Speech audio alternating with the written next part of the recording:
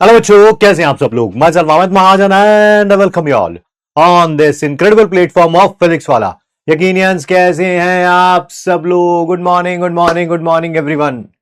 नमस्ते, सत श्री अकाल, अस्सलाम वालेकुम। क्या हाल चाल है आप सब लोगों के।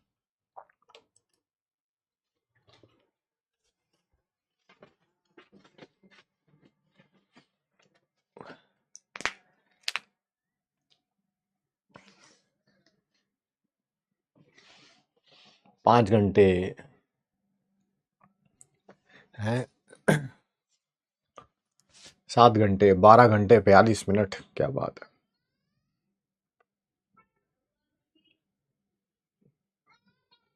बहुत बढ़िया, बहुत बढ़िया, बहुत बढ़िया। 9 घंटे हैं।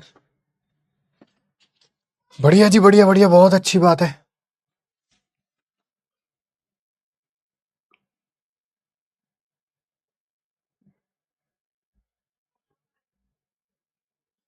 एक मिनट होल्ड कर, एक मिनट उसको बैठा दे, मम्मा आ गई।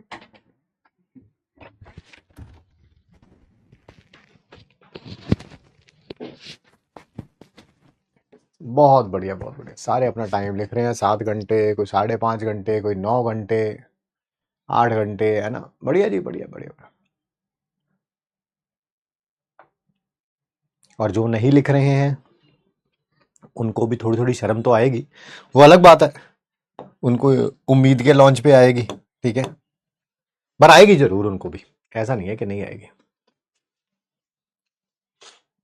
एक जने ने लिखा है 48 घंटे। मेरे पास जवाब है इसका, बट मैं कैमरे में दे नहीं सकता। मेरे पास मजबूरी है ना, मजबूरी है कि मैं बोल नहीं सकता। नहीं तो मेरे पास बड़े तगड़े तगड़े जवाब होते हैं इन सब चीजों के। ऑफलाइन दिया करता था मैं, बट यहाँ पे यूट्यूब पे डाल देते हो तो इस कारण नहीं देता हूँ कि छोड़ना। बच्चे, यही कहना पड़ता है बच्चे। बढ़िया जी, बढ़िया बढ़िया।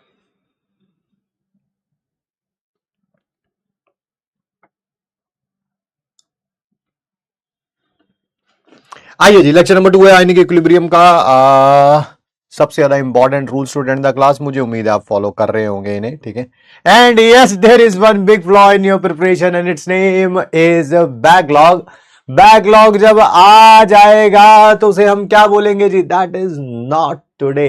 आज बैकलॉग नहीं होगा यार, किसी और दिन होगा, होगा नहीं होगा पता नहीं, बट डेफिनेटली आज बैकलॉग नहीं होगा, नहीं होगा, नहीं होगा।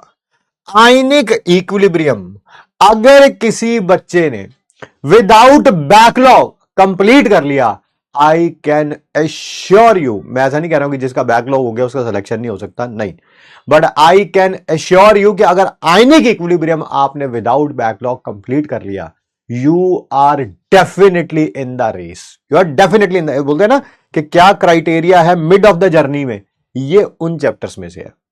विदाउट बैकलॉग अगर आपने कंप्लीट कर दिया, मतलब बहुत बहुत कुछ ही होंगे जो विदाउट बैकलॉग इसको कंप्लीट करेंगे। क्लास स्टार्ट करेंगे तो बीच में से छोड़ के नहीं जाएंगे, वन गो में क्लास देखेंगे। बहुत कम होंगे, बहुत कम, मुश्किल से 5, 7, 10%। 10% भी ज्यादा बोल रहा हूं मैं, बट चलिए 5, 7, 10% देखना चाहते हैं कि आप इस बैच के टॉप 10% में हैं या नहीं, या दूसरी क्लास के बाद ही रोना धोना शुरू कर देंगे, है ना। वो आपके ऊपर डिपेंड करता है। बहुत बढ़िया जी, बहुत बढ़िया। आज क्या क्या करेंगे। आज सबसे पहले तो है यार मेडिक्स टेस्ट, फिर है concepts of acids and base जो कंप्लीट करेंगे। उसके बाद पढ़ेंगे ओस्टवाल्ड्स डाइल्यूशन लॉ, फिर उसके बाद ओस्टवाल्ड्स डाइल्यूशन लॉ के बाद आयनिक प्रोडक्ट ऑफ वाटर,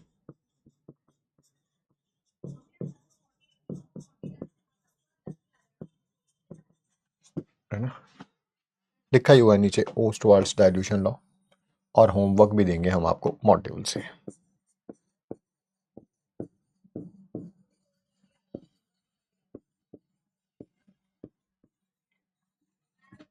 आइए शुरू करते हैं जी। सबसे पहले मेडिक्स टेस्ट कंप्लीट थर्मो का था ना, कंप्लीट थर्मो का था ना। थर्मो का बैकलॉग है, बढ़िया बढ़िया लगे रहो।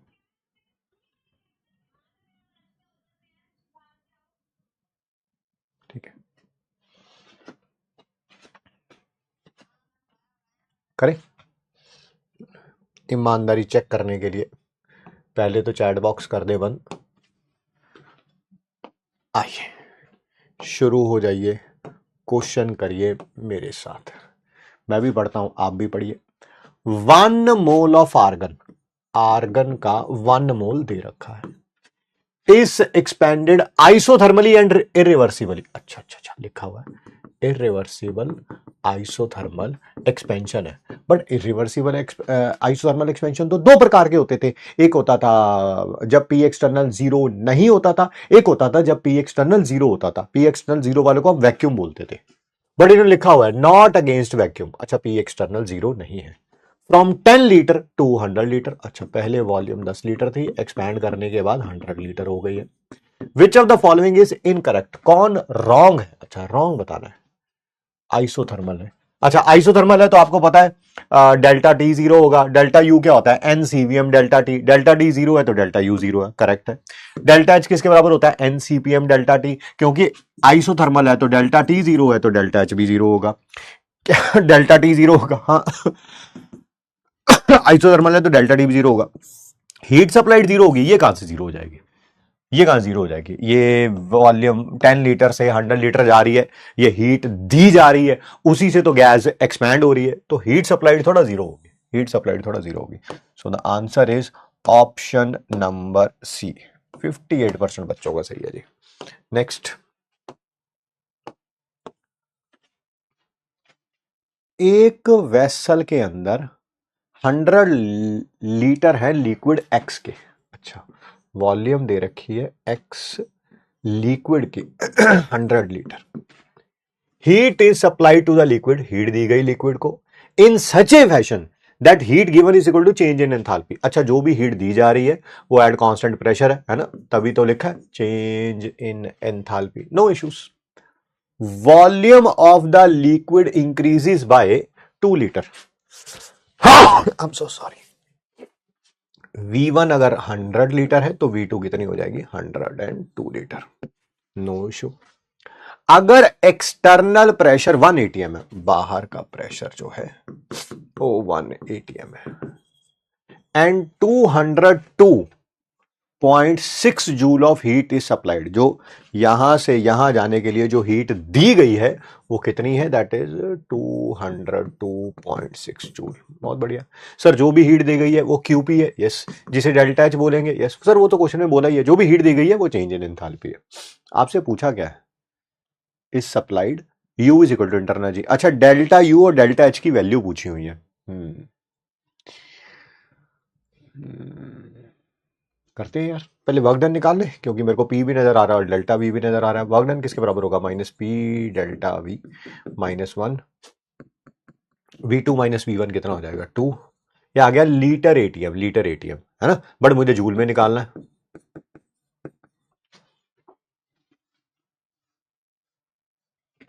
फिर वही डेल्टा U किसके बराबर होता है सर? Q plus W। क्या डेल्टा एच तो आ ही चुका है 202.6, यानी कि आंसर इन्हीं दोनों में से कोई ना कोई आना है आंसर। आंसर ये तो है नहीं, ठीक है। अच्छा अब डेल्टा यू निकालना। डेल्टा यू कैसे निकालूंगा? क्यू कितना आया? प्लस 202.6, 202.6, और ये कितना आया सर? माइनस 202.6।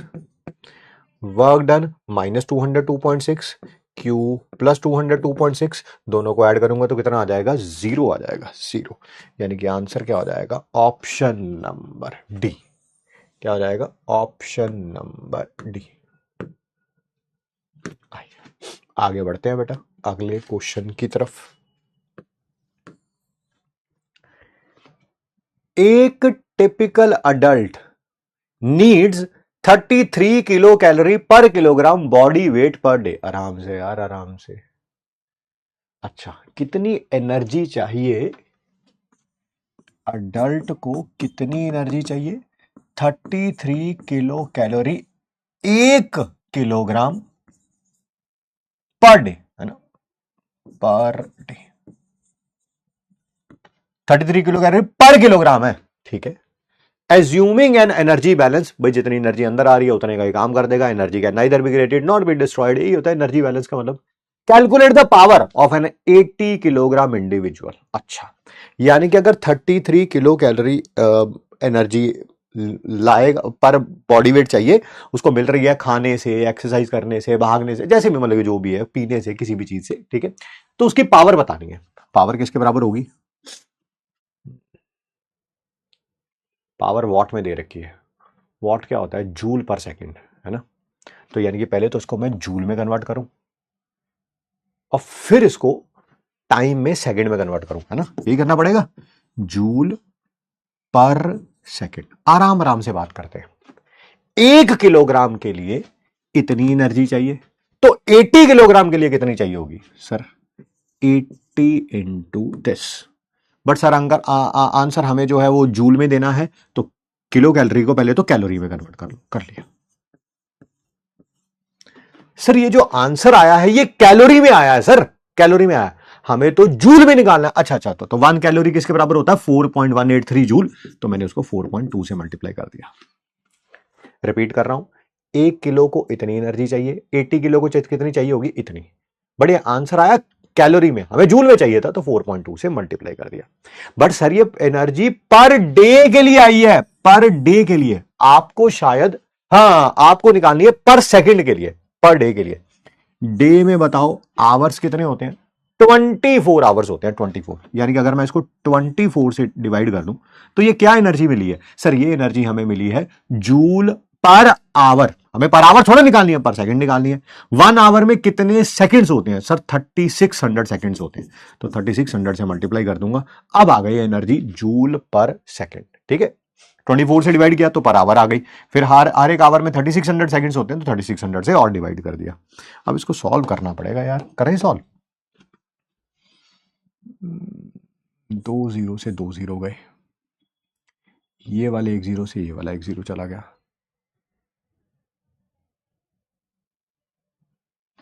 अगर मैं ये 33 और 36 को ऑलमोस्ट सेम मान लूं, ऑलमोस्ट सेम मान लूं, ठीक है, और इसको 48 मान लूं, ये तो कैंसल आउट हो गया, ये 2 पे जाएगा, 160 के आसपास होगा, 160 के आसपास होगा, 160 के आसपास ये आंसर है ना। देखो मैंने इन दोनों को कैंसल आउट कर दिया 1 पे और इसको 48 मान लिया, तो 24 2 जा 48, 80 इंटू 2, नहीं 160 से थोड़ा कम होगा, क्योंकि ये 48 थोड़ा 48 से थोड़ा कम है, तो आंसर 160 से थोड़ा कम होगा, यानी कि ये होना चाहिए आंसर।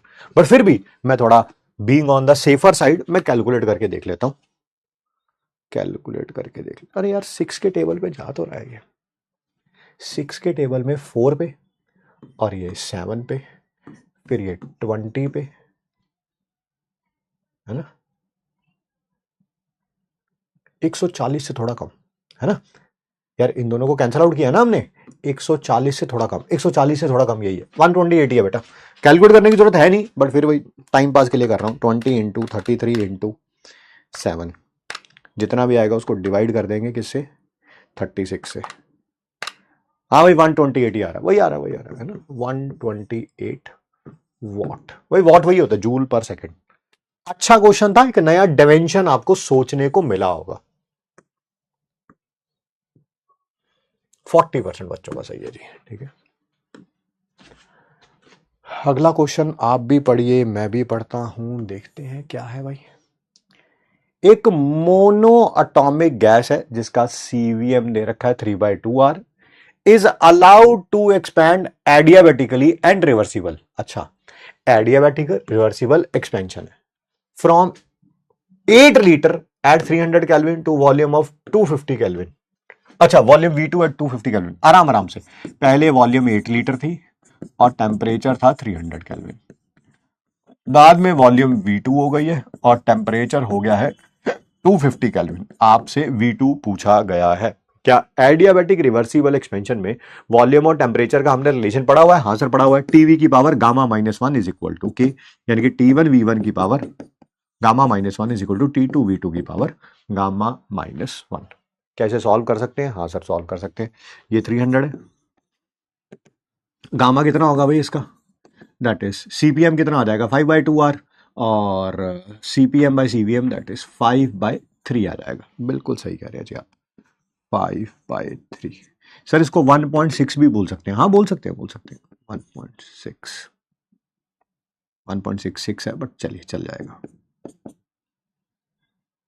V1 कितना था बेटा, V1 कितना था 8, और T2 कितना है 250, V2 हमें निकालना है, ये भी हो जाएगा 1.6 - 1।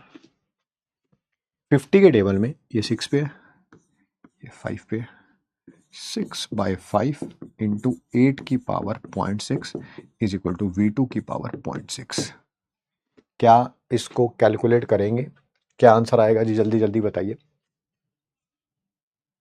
जल्दी जल्दी 6/, जल्दी जल्दी बताइए।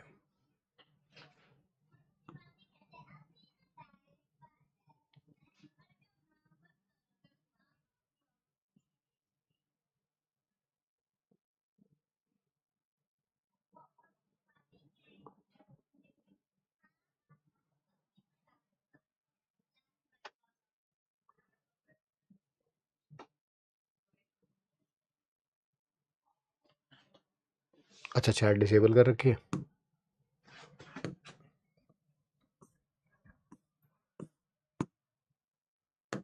क्या आंसर आया जल्दी जल्दी बताइए। 6/5 कितना हो जाएगा, ये 1.2 हो जाएगा, 1.2 हो जाएगा।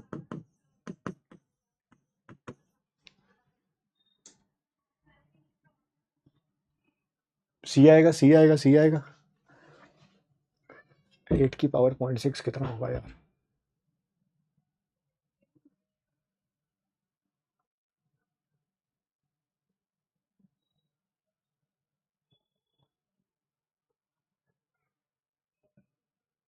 थ्री से थोड़ा बड़ा। सी आएगा। अच्छा V2 की पावर 0.6 है ना, ठीक है ठीक, सी आएगा मेरे ख्याल से।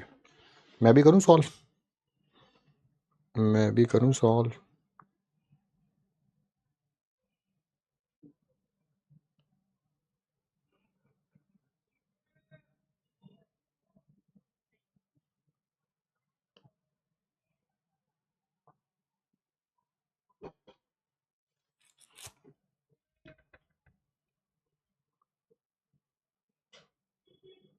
3 पॉइंट समथिंग वही बोला मैंने। 1.2 इंटू कितना आ रहा है, 3.4848 मान लेता हूँ, 3.48 into 1.2, 3.48 into 1.2, 4.176 is equal to V2 की पावर 0.6। साफ पता चल रहा है, इससे थोड़ा सा बड़ी वैल्यू होगी, ये 0.6 है ना, इससे थोड़ी सी बड़ी वैल्यू होगी, इससे थोड़ी सी बड़ी वैल्यू जो है 4 से थोड़ी बड़ी वैल्यू यही है, सी है, सी है, सी आएगा, सी आएगा, सी आएगा, सी।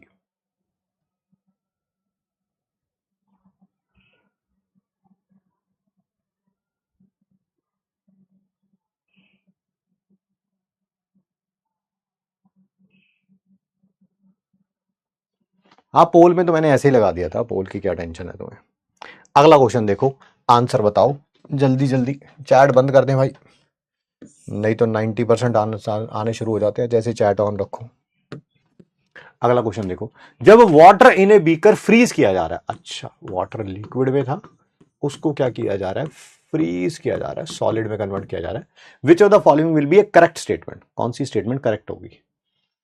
अच्छा एंट्रोपी सिस्टम और सराउंडिंग की बतानी है।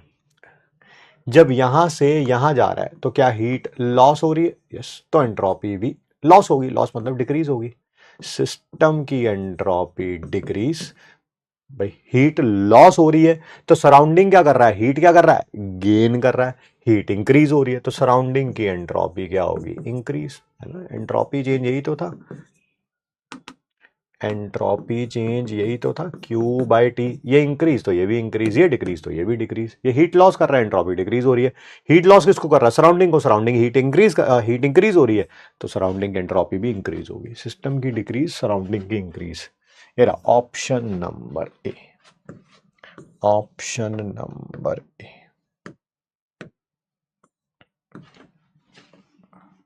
अगला क्वेश्चन है बेटा, 2a plus 4b gives you 5c plus D, ठीक है। डेल्टा ई नॉट दे रखा है, आपको पता ही है डेल्टा ई नॉट मतलब delta U not. Delta S not भी दे रखा है, आपसे डेल्टा जी नॉट पूछा हुआ है 200 पे। 200 मतलब टेम्परेचर 200 है, टेम्परेचर 200 है, टेम्परेचर 200 है, कोई बात नहीं। डेल्टा जी नॉट होता किसके बराबर है, delta H not minus T delta S not. Delta S not they रखा है, डेल्टा एच नॉट मैं यहां से निकाल सकता हूं, delta U naught plus delta N G R T. ये 40 किलो कैलोरी है, 40,000 हो गया। डेल्टा एन जी कितना, 5 में से 6 गए -1 आएगा, 5 में से 6 गए -1 आएगा। आर की वैल्यू अच्छा कैलोरी में रखनी है क्योंकि सब कुछ कैलोरी में है, 2 और टेम्परेचर 200। 40,000 में से 400 जाते हैं तो कितना होता है, 39,600 वैल्यू रखना है यहाँ पे, 39,600, टेम्परेचर 200, डेल्टा एस नॉट 200 दे रखा है, ये 40,000 हो गया। और सर ये -400 हो जाएगा, -400 कैलोरी में, बट हमें आंसर किलो कैलोरी में दे रखा है तो 1000 से डिवाइड कर दूंगा, यानी कि -0.4 किलो कैलोरी पर। Answer is option number C, option number C. 48% बच्चों का सही है। चलिए जी, बढ़िया जी, मेरे ख्याल से है ना। आज के पेपर का लेवल जो था थर्मो के, वो मॉडरेट था, है ना। ना बहुत मतलब कुछ इजी क्वेश्चन थे, कुछ ठीक ठाक क्वेश्चन थे, तो आप मॉडरेट कह सकते हैं, ठीक है, मॉडरेट कह सकते हैं आप इसे, ठीक है। बस करें थर्मोडायनेमिक्स के टेस्ट के और लेने। आज 6 क्वेश्चन थे, 6 में से कट ऑफ 4 के आसपास होनी चाहिए बेटा, मेरे को लग रहा है 4 क्वेश्चन तो सही होने ही चाहिए। बस करें थर्मोडायनेमिक्स के टेस्ट के और लेने।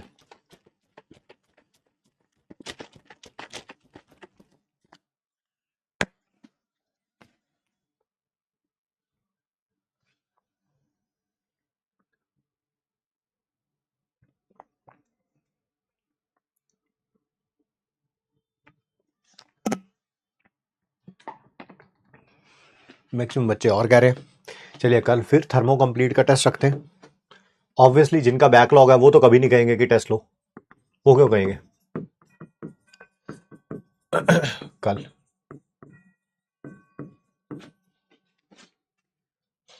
और लेवल जो है वो दोनों रखेंगे बेटा, moderate plus tough. Complete chapter है, complete thermodynamics and thermochemistry complete. But ये लास्ट टेस्ट है भाई, है ना, बहुत हो गया यार। जिन्होंने देखो शर्म आनी होती है तो पहले दिन आ जाती है, जिन्होंने चैप्टर कंप्लीट कर रखा है, कंप्लीट कर रखा है, मैं उनकी बात कर रहा हूँ। शर्म आनी होती है तो पहले दिन आ जाती है, पहले टेस्ट वाला दिन नहीं किया होगा तो दूसरे दिन आ गई होगी, तीसरे दिन आ गई होगी, चौथे दिन आ गई होगी। देखो नहीं आनी है तो फिर उसको शर्म कब आनी है, वो आनी है यकीन नीट 2.0 2027 के लिए जब बैच लॉन्च होगा उस दिन आनी है। तो देखो उनसे तो मैं कंपीट कर ही नहीं सकता, मैं उनको कहूंगा अपना लेवल ये लेके आइए, वो नीचे आ जाएंगे, मैं कहूंगा थोड़ा और चलो बेटा नीचे चले जाते हैं, वो यहाँ लेके आऊंगा, फिर कहेंगे और नीचे और नीचे, वो तो एक दिन जमीन के नीचे जो है वो पाए जाएंगे। तो ऐसे लोगों से तो मैं कंपीट करने से रहा। बट इनको छोड़ के, इनको छोड़ के मेरे ख्याल से 6-7 टेस्ट में जब आप 6-7 बार रिवाइज कर लेते हैं, ठीक है, वेडनेसडे ले लो टेस्ट, चलो ये भी ऐसा ऐसा कर लेते हैं भाई, है ना, पूरा चैप्टर रिवाइज करना, वैसे आज भी सारा चैप्टर रिवाइज करके आया, बट चलो वेडनेसडे ले लेते हैं, कोई टेंशन नहीं है ना। कईयों को लग रहा है एक दिन ज्यादा दे देंगे ना तब तो मैं पक्का रिवाइज कर लूंगा। एक दिन ज्यादा ही मिला था वैसे, सैटरडे के बाद आज टेस्ट हुआ है, एक दिन ज्यादा ही मिला था। हर एक एसिड का बेस होता है, हाँ हर एक एसिड का बेस होता है।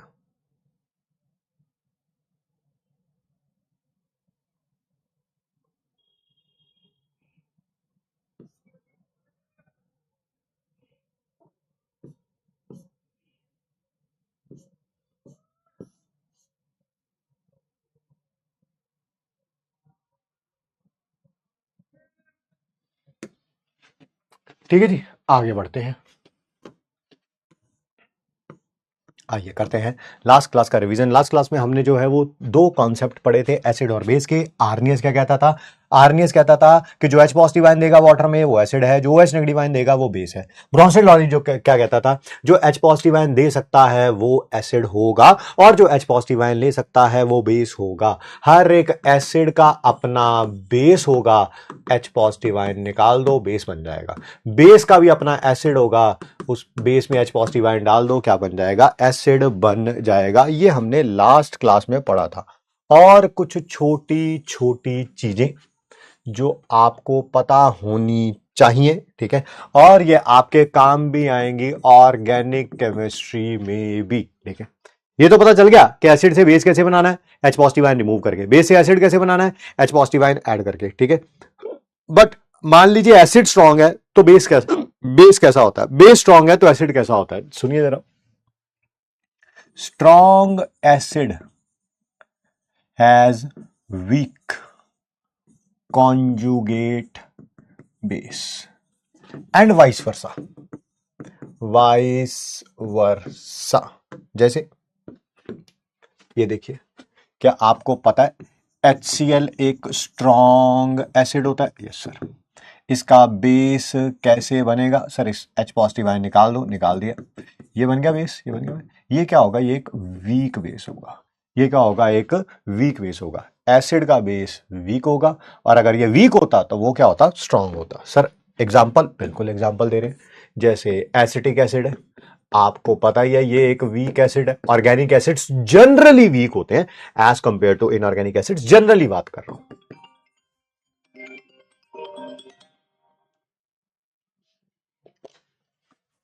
वाटर डालेंगे, H पॉजिटिव आयन रिमूव हो गया, क्या बन जाएगा? Acetate ion.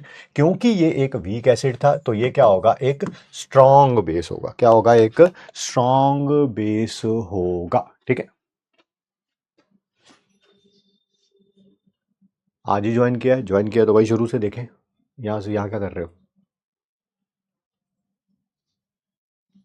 सुनेली जो है दिव्या को हैप्पी बर्थडे विश कर रहे हैं। Well done, well done Suneli. Divya but इसकी बातों में आना मत, इसकी बातों में आना मत। इसके तो घर वाले इस पे विश्वास नहीं करते, ठीक है। इसके सुनेली के घर वाले पता कितना फ्रस्ट्रेटेड है इससे, कितना फ्रस्ट्रेटेड है। ये एक बार घर पे कहता, सुनेली एक बार घर पे कहता, कह रहा जी या तो मुझे मार दो, ठीक है, या मुझे घर से बाहर निकाल दो। या तो मुझे मार दो या मुझे घर से बाहर निकाल दो। पता है सुनेली के घर वालों ने क्या किया? पहले इसे खूब मारा, खूब खूब मारा, ठीक है, हड्डी पसली तोड़ दी, और फिर इसको घर से बाहर भी निकाल दिया, ठीक है। तो ऐसे लड़कों की बातों में कभी नहीं आना दिव्या, है ना। और ये सुनेली तो सुनेली है, आपको पता ही है, ठीक है, कि घर से निकल गया, 2-4 घंटे इधर उधर घूमता रहा, ठीक है। रात हो गई, रात को इसको अपने घर वाले घर में रखने के लिए तैयार नहीं, तो उसके दोस्त यार रिश्तेदार कहां से रखेंगे? वापिस आ गया, वापिस आ गया, वापिस आ गया। तो घर वालों ने गेट पे ही पूछा, हाँ वापिस कैसे आ गया, वापिस कैसे आ गया? कह रहा गुस्से में हूं मैं, बस रात रात गुजारूंगा, सुबह चला जाऊंगा। रात रात गुजारूंगा, सुबह चला जाऊंगा, ठीक है। किसी और के घर वाले होते तो शुक्र मनाते कि हमारा बच्चा घर आ गया है, चलो ठीक है ना। इश्तिहार लगाते कि हमारा बच्चा गुम हो गया है। इसके घर वालों ने इसको अंदर बिठाया, सो गया। तुम सोचो इसकी घर पे इज्जत क्या है। इसके घर वाले सुबह इसको 6 बजे उठा रहे, ओ उठ, तूने जाना नहीं है, ठीक है। तो ऐसे लड़कों की हरकतों में कभी नहीं आना दिव्या, ठीक है। आइए आगे बढ़ते हैं, आगे आगे बढ़ते हैं, आगे बढ़ते हैं। कहां कहां से आ जाते हैं। ये डॉक्टर बनेंगे, टीचर पढ़ा रहा है, ये बर्थडे विश कर रहे हैं। Lewis concept of acid and base, हमें मेनली यही कॉन्सेप्ट जो है वो यूज करना है। सबसे बढ़िया कॉन्सेप्ट तीनों में से यही है। सर ऐसा क्यों है? ऐसा क्यों है? क्योंकि यहां पर ना H पॉजिटिव आयन या OH नेगेटिव आयन की रिक्वायरमेंट नहीं है, नहीं है। विदाउट H पॉजिटिव आयन या OH नेगेटिव आयन आप बता सकते हैं कौन एसिड है और कौन जो है वो बेस है, कौन एसिड है और कौन जो है बेस है। सबसे पहला लुईस एसिड, ये वो सब्सटेंस होते हैं जो एक्सेप्ट करते हैं, which can accept lone pair of electron, जो किसी से इलेक्ट्रॉन ले सकते हैं वो क्या कहलाएंगे, दैट इज लुईस एसिड। इनको डिटेल में बात करेंगे, अभी सिर्फ डेफिनेशन लिखवा रहा हूं। और लुईस बेस क्या होंगे, which can donate loan pair of electron, जो लोन पेयर ऑफ इलेक्ट्रॉन दे सकते हैं वो क्या कहलाएंगे, लुईस बेस। ये जब आप ऑर्गेनिक केमिस्ट्री पढ़ोगे तो एक वर्ड पढ़ोगे इलेक्ट्रोफाइल, हाँ ये वही है। आप फिजिकल केमिस्ट्री में या इनऑर्गेनिक केमिस्ट्री में पढ़ोगे तो उनको लुईस एसिड बोलोगे, जब ऑर्गेनिक केमिस्ट्री पढ़ोगे तो आप इनको इलेक्ट्रोफाइल बोल दोगे। सिमिलरली लुईस बेस, जब आप ऑर्गेनिक केमिस्ट्री पढ़ोगे तो एक टर्म पढ़ोगे न्यूक्लियोफाइल, ठीक है, वो यही है, लुईस बेस ही है। आइए थोड़ा डिटेल में बात करते हैं लुईस एसिड्स के बारे में, ठीक है।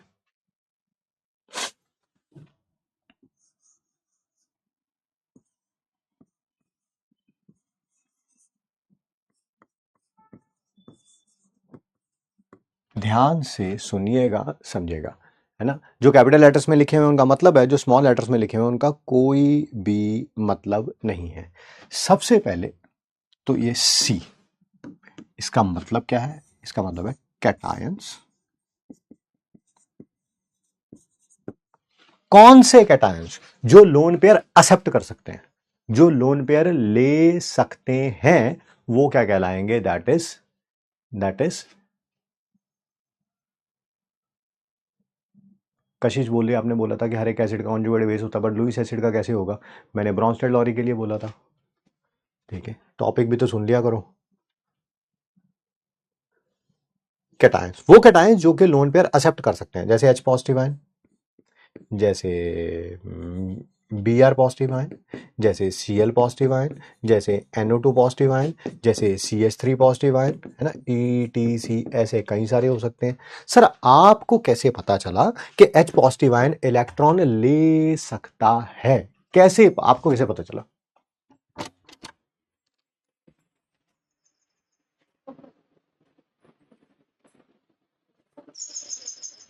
सब गए?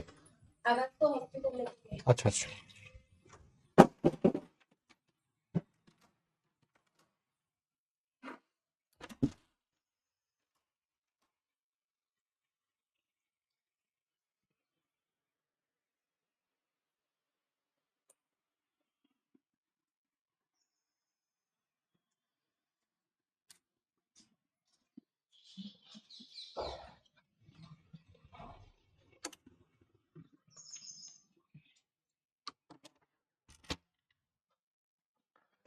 सर आपको कैसे पता चला कि जो H पॉजिटिव आयन है वो लोन पेयर एक्सेप्ट कर सकता है? आराम से बात करते हैं।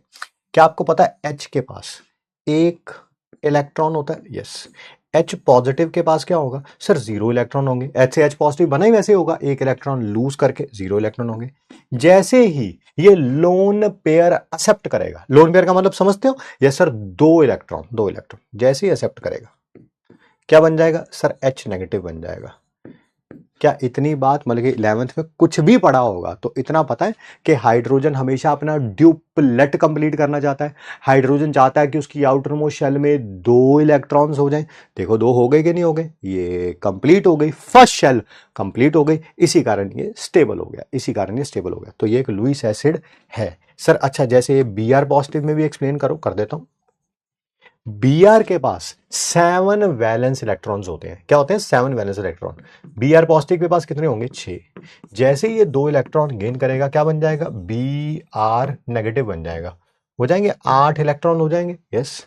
हाइड्रोजन को छोड़ के और कोई एलिमेंट जो बॉन्ड बनाता है वो अपनी आउटर मोस्ट शेल में 8 इलेक्ट्रॉन कंप्लीट करना चाहता है। 8 8 ऑक्टेट कंप्लीट करना चाहता है। देखिए ऑक्टेट कंप्लीट हो गया, ऑक्टेट कंप्लीट हो गया तो आपको पता ही है, ठीक है, कि ये भी स्टेबल हो गया। सिमिलरली Cl पॉजिटिव में भी यही है, I पॉजिटिव में भी यही है, NO2 पॉजिटिव में भी यही है, ठीक है। सर एक्सप्लेन करो जरा NO2 के बारे में, ध्यान से सुनना समझना। पहले तो NO2 को एक्सप्लेन कर रहा हूं, NO2 को एक्सप्लेन कर रहा हूं।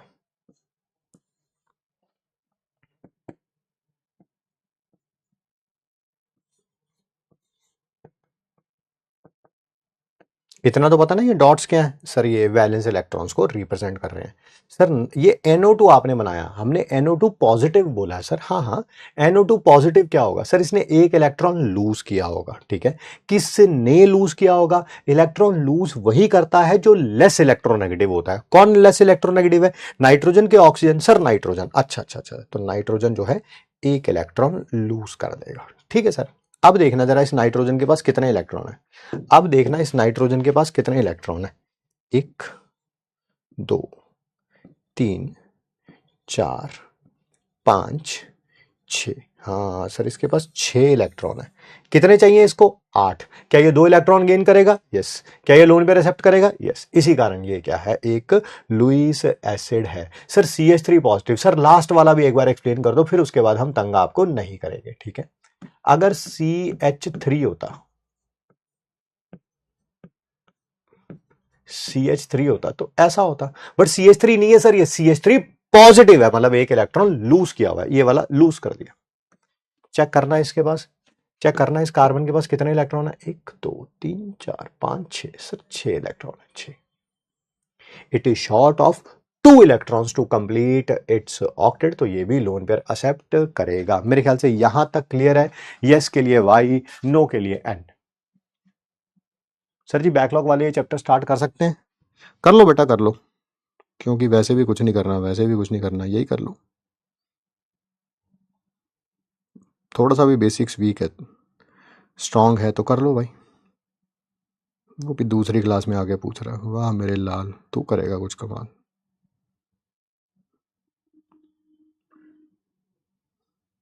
यस नो में रिप्लाई करिए ताकि हम आगे बढ़ सके।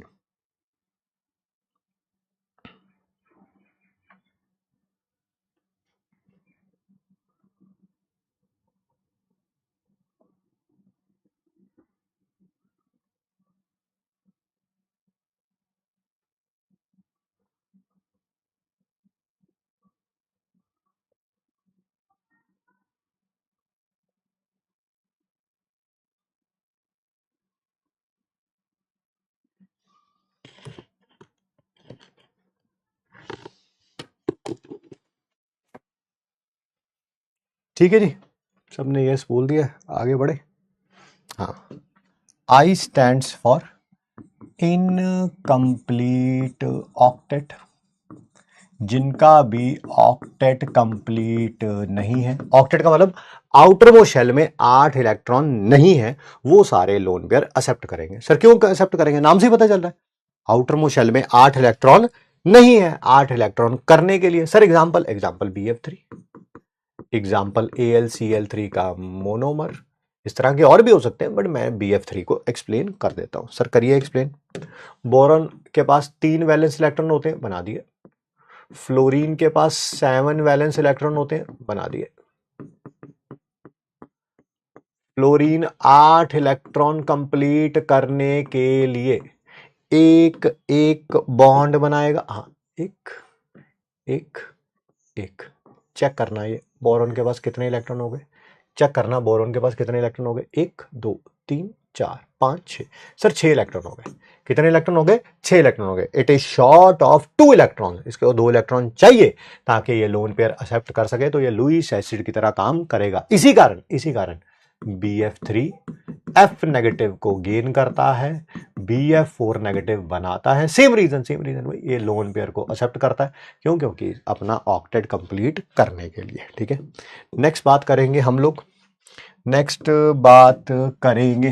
दैट इज डी का मतलब है वैकेंट डी ऑर्बिटल होना चाहिए। वैसे तो एफ भी होगा तब भी काम चल जाएगा, वैकेंट डी ऑर्बिटल या वैकेंट एफ ऑर्बिटल होगा तब भी काम चल जाएगा, बट हमें मैक्सिमम क्वेश्चन जो है वो डी ऑर्बिटल के ऊपर आने हैं, इसी कारण मैंने वैकेंट डी ऑर्बिटल लिखा है। MCD क्या होता है? म्युनिसिपल कोऑपरेशन डिपार्टमेंट, ठीक है जी। आइए सर, हमें कैसे पता चलेगा कि डी ऑर्बिटल खाली है कि नहीं? ये बेटा कभी बार ग्राफ देखा है? ये कभी बार ग्राफ ना, इसको केमिस्ट्री में पीरियोडिक टेबल बोलते हैं, ठीक है। ये जो हॉरिजॉन्टल रोज नजर आ रही है, ये नजर आई, ये पीरियड कहलाती है। तो ये फर्स्ट पीरियड है, ये लिथियम से लेके नियॉन तक, ये सेकंड पीरियड है। फिर ये सोडियम से लेके ये आर्गन तक थर्ड पीरियड है। फिर नीचे पोटेशियम से लेके ये फोर्थ पीरियड है, फिर फिफ्थ है, ये सिक्स्थ है, ये सेवंथ है। ध्यान से सुनना, पीरियड तो आपको पता चल गए। जो भी एलिमेंट थर्ड पीरियड ऑनवर्ड्स होगा, समझ आई मेरी बात? थर्ड पीरियड ऑनवर्ड, या तो थर्ड पीरियड का होगा, या फोर्थ का होगा, या फिफ्थ का होगा, या सिक्स्थ का होगा, या सेवंथ का होगा, उसके पास वैकेंट डी ऑर्बिटल होगा। रिपीट कर दूं, जो भी एलिमेंट अपने या तो थर्ड पीरियड में होगा, या फोर्थ, या फिफ्थ, या सिक्स्थ, या सेवंथ, उसके पास वैकेंट डी ऑर्बिटल होगा। किनके पास होगा vacant D orbital? Third period onwards. First वालों के पास नहीं, सेकंड वालों के पास नहीं। सर थर्ड वालों के पास ही क्यों होता है? थोड़ा इनऑर्गेनिक पढ़ी होती तो आपको पता होता, नहीं तो फिर पढ़ेंगे ही फ्यूचर में। जैसे PCl5, जैसे SF6, जैसे IF7, देख लीजिए ये थर्ड पीरियड में है, ये थर्ड पीरियड में है, ये भी फिफ्थ पीरियड में है, अरे फोर्थ पीरियड में है। तो ऑब्वियसली साफ पता चल रहा है कि chlorine chlorine second, third, fourth, fifth period में है, तो साफ पता चल रहा है कि इनके पास वैकेंट डी ऑर्बिटल होगा।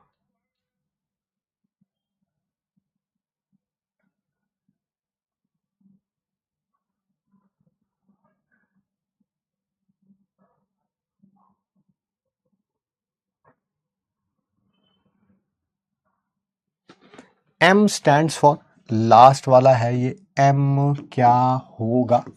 M है किसी भी एलिमेंट ने अगर मल्टीपल बॉन्ड बना रखी है विद मोर इलेक्ट्रोनेगेटिव एलिमेंट, तब वो लुईस एसिड की तरह काम कर सकता है। सर एग्जांपल दीजिए। एग्जांपल दे रहा हूं, CO2, SO2, SO3। Sir explain करिए, एक्सप्लेन। अरे कर रहा हूं। ये देखो, क्या कार्बन ने ऑक्सीजन के साथ मल्टीपल बॉन्ड बना रखी है? मल्टीपल का मतलब समझते हो ना, एक से ज्यादा बॉन्ड। हाँ सर, ये डबल बॉन्ड बनी हुई है, डबल बॉन्ड बनी हुई है। तो यहां पर ये लुईस एसिड की तरह काम कर सकता है। सर कैसे काम करेगा वो भी थोड़ा एक्सप्लेन करिए। बिल्कुल, जैसे ये देखिए, मान लीजिए CO2 में आपने OH नेगेटिव आयन डाला, OH नेगेटिव आयन यहाँ पे अटैक करेगा, ऑब्वियस सी बात है, ठीक है सर। जिसके पास इलेक्ट्रॉन होते हैं वो वहीं पे अटैक करता है जहां पर इलेक्ट्रॉन एकोमोडेट हो सकते हैं, और ये वाली बॉन्ड इधर शिफ्ट हो जाएगी। सर क्यों शिफ्ट हो जाएगी? बड़ी सिंपल सी बात है यार, ये ज़्यादा इलेक्ट्रोनेगेटिव है, ज़्यादा इलेक्ट्रोनेगेटिव है तो शेयर्ड पेयर को अपनी तरफ खींचने की कोशिश करेगा। ठीक है, क्या बन गया?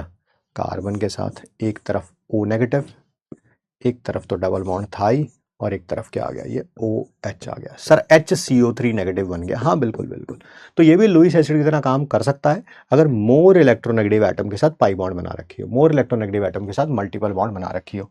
ठीक है, और ये इंपॉर्टेंट है, ये इंपॉर्टेंट है। लुईस एसिड आपके फिजिकल में भी पढ़ाया जा रहा है, आपको इनऑर्गेनिक में भी पढ़ाया जाएगा, ऑर्गेनिक में भी पढ़ाया जाएगा। 3-3 बार रिपीट होगा तो ऑब्वियसली बहुत अच्छा हो जाएगा।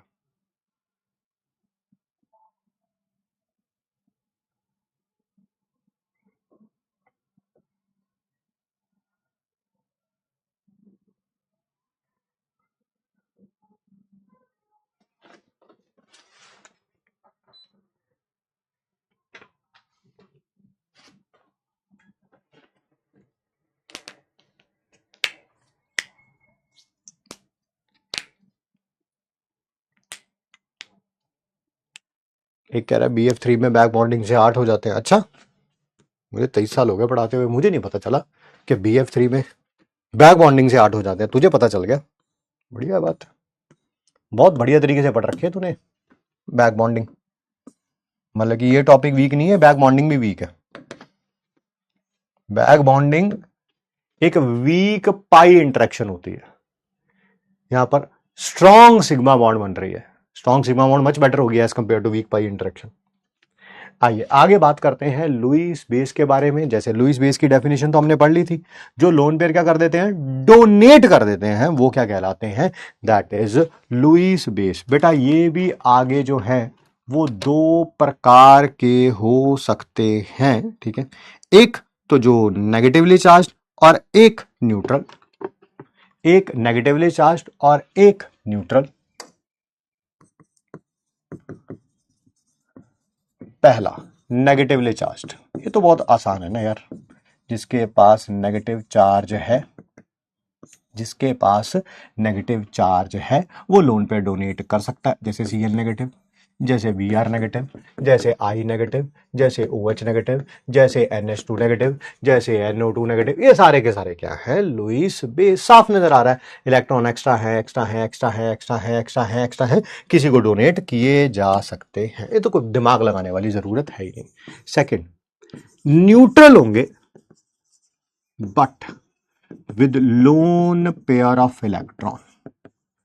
है तो न्यूट्रल, कोई उनके ऊपर चार्ज नहीं है, ना तो पॉजिटिव है ना तो नेगेटिव है, ठीक है, बट उनके पास क्या है, लोन पेयर ऑफ इलेक्ट्रॉन है। जैसे ये देखिए अमोनियम, H2O, इस तरह के और भी हो सकते हैं। एक्सप्लेन करिए, इनके पास लोन पेयर है, बिल्कुल। नाइट्रोजन के पास कितने वैलेंस इलेक्ट्रॉन होते हैं सर? 5 होते हैं, 5। हाइड्रोजन के पास कितने वैलेंस इलेक्ट्रॉन होते हैं सर? 1। इसी कारण हाइड्रोजन के पास 1 डॉट बना रहा हूं, नाइट्रोजन के पास 5 थे तो 5 बना दिए। हाइड्रोजन अपना क्या कंप्लीट करता है सर? पिछले पेज पे बताया था आपने, ड्यूपलेट कंप्लीट करता है हमेशा, अपना ड्यूपलेट कंप्लीट करता है। तो 1 इलेक्ट्रॉन इसके पास है, 1 के साथ कोवलेंट बॉन्ड बनाएगा, हो गए 2, हो गए 2, हो गए 2। आप यहां पर नाइट्रोजन को देखिए, नाइट्रोजन को देखिए, क्या इसका ऑक्टेट कंप्लीट हो गया? यस सर, 2 ये 2 ये 2 ये 6 और 2 8 हो गया। स्टिल इसके पास एक लोन पेयर बचा हुआ है, स्टिल इसके पास एक लोन पेयर बचा हुआ है जो किसी को डोनेट किया जा सकता है, डोनेट किया जा सकता है। सर डोनेट करके दिखाओ जरा, कर देते हैं यार, आजा। NH3 plus H positive ion, ammonium ion बनता है, अमोनियम आयन, यस सर, वैसे ही बनता है, वैसे ही बनता है।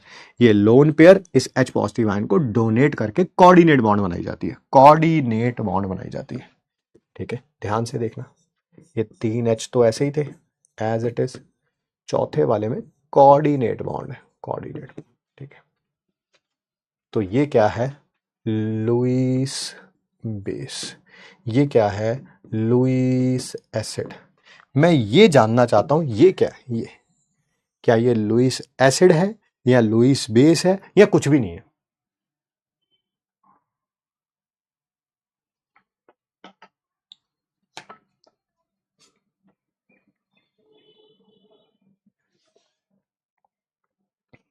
हाँ हो जाएगा सिलेक्शन, हो जाएगा, हो जाएगा बेटा।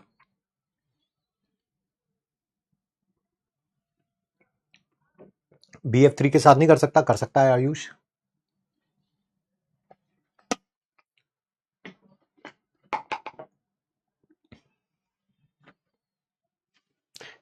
नाइदर लुईस एसिड है नॉर लुईस बेस है, ना तो ये एसिड है और ना ही ये बेस है।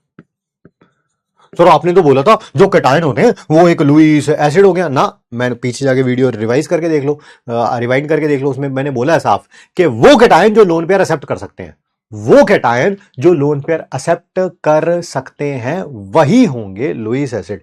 ये लोन पेयर नहीं एक्सेप्ट कर सकता। आपको कैसे पता चला लोन पेयर नहीं एक्सेप्ट कर सकता? भाई मेरे को इनऑर्गेनिक आती है, अगर आपको भी आती होती तो आपको भी पता होता। नाइट्रोजन सेकेंड पीरियड का होता है, सेकेंड पीरियड का कोई भी एलिमेंट, सेकेंड पीरियड का कोई भी एलिमेंट मैक्सिमम 4 बॉन्ड्स बना सकता है, मैक्सिमम 4 बॉन्ड्स बना सकता है, 4 से ज्यादा बना ही नहीं सकता। तो मान लो इसने लोन पेयर एक्सेप्ट किया, लोन पेयर एक्सेप्ट किया तो बॉन्ड बनाएगा, बॉन्ड बनाने के लिए इलेक्ट्रॉन रखेगा कहां पे? रखेगा, जगह ही नहीं है इसके पास, जगह ही नहीं है। तो इसी कारण नाइट्रोजन जो है या अमोनियम आयन जो है वो ना तो लुईस एसिड है और ना ही लुईस बेस है। आइए क्वेश्चन करते हैं। किसके सबसे कम चांसेस हैं लुईस बेस की तरह बिहेव करने के?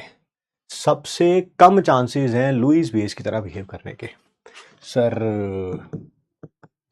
लोन पेयर है, लुईस बेस हो सकता है, लोन पेयर है, लुईस बेस हो सकता है। सर ये तो लुईस एसिड है और ये भी लोन पेयर है, नेगेटिव चार्ज से साफ ही पता चल रहा है लोन पेयर है, एक्स्ट्रा इलेक्ट्रॉन्स है। तो आंसर आ जाएगा option number C, option number C. अभी एक बच्चे ने क्वेश्चन पूछा था, मैं उसको रिप्लाई भी कर रहा हूं।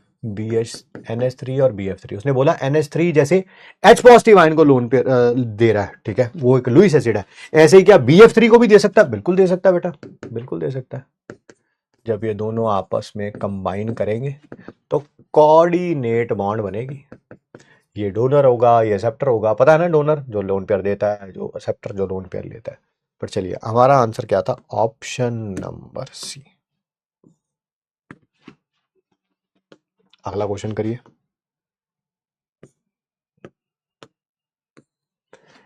एसिडिटी BF3 की एक्सप्लेन की जाती है on which of the following concepts. कि BF3 एक एसिड है, ये किसने एक्सप्लेन किया था? आर्नियस ने? नहीं, आर्नियस ने तो बोला था जो H पॉजिटिव आयन दे सकता है, इसके पास H पॉजिटिव आयन ही नहीं है। ब्राउनस्टेड लॉरी, फिर वही जो H पॉजिटिव आयन दे सकता है ही नहीं H positive ion. Lewis concept, बिल्कुल सर, बिल्कुल बिल्कुल।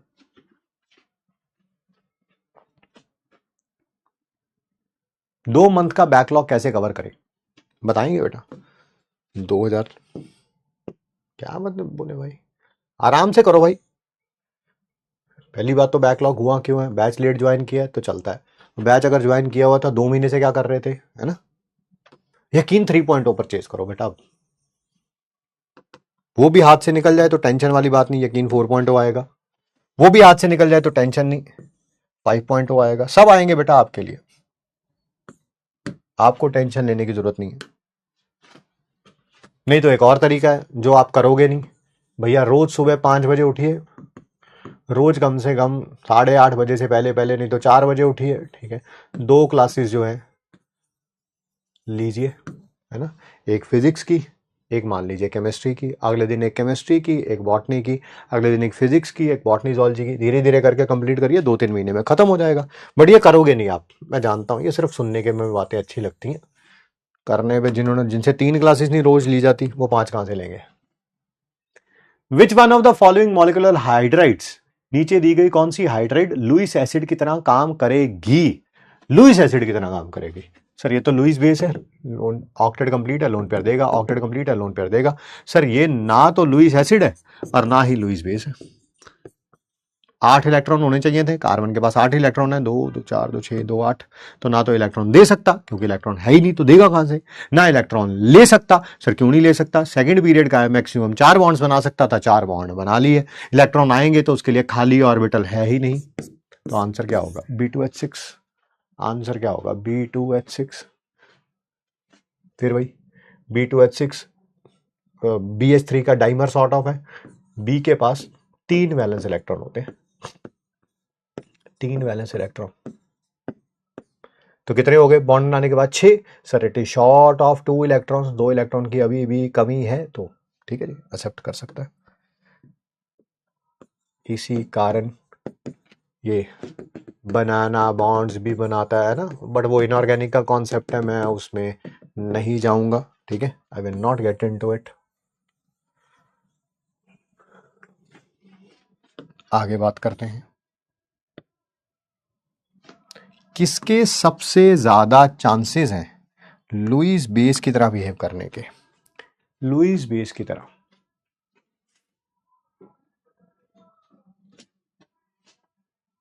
सर CH4 न्यूट्रल है बेटा, बिल्कुल न्यूट्रल है, सारे न्यूट्रल है। वैसे तो ये भी न्यूट्रल है, ये भी न्यूट्रल, ये भी न्यूट्रल, ये भी न्यूट्रल, सारे न्यूट्रल है। जिसके ऊपर पॉजिटिव या नेगेटिव चार्ज होता है वो होता है कैटायन और एनायन, ये चारों भी न्यूट्रल ही है।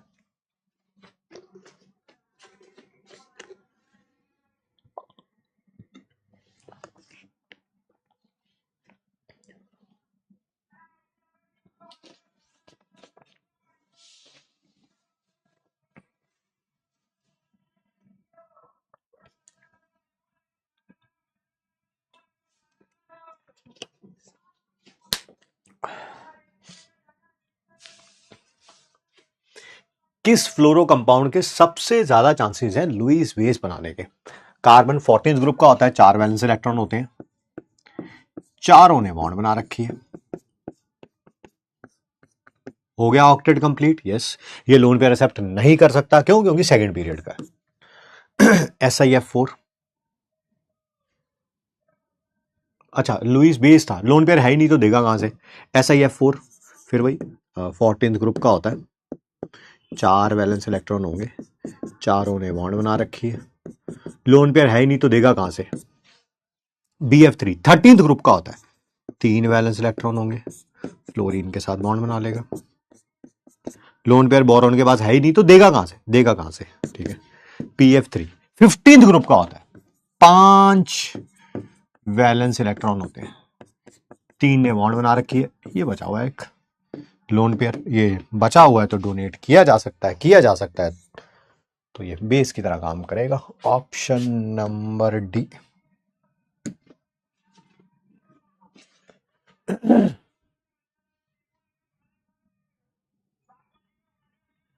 अच्छा क्वेश्चन था। Which of these is least likely, सबसे कम चांस है लुईस बेस की तरह काम करने के। लुईस एसिड, ये लुईस बेस है, अभी अभी पिछले पेज पे एक्सप्लेन किया। ये लुईस बेस है, नजर ही आ रहा है, एनायन है, लोन पेयर डोनेट कर सकता है। ये भी लुईस बेस है, ये भी लुईस बेस है, यहां पर भी लोन पेयर है, यहां पर भी लोन पेयर है कार्बन के पास। कार्बन और ऑक्सीजन के बीच में, कार्बन और ऑक्सीजन के बीच में यहां पर कोऑर्डिनेट बॉन्ड है। तो कार्बन के पास यहां पर लोन पेयर है डोनेट करने के लिए, ठीक है। अरे बायो वाले स्टूडेंट हो, इसके बारे में तो पक्का पढ़ा होगा यार, बायो वालों को थोड़ा एक्सप्लेन करने की जरूरत पड़ती है इसको। कहां है बायो में इसका रोल, कहां है बायो में इसका रोल कि ये लुईस बेस की तरह काम करता है? बायो में कहां है, बायो में?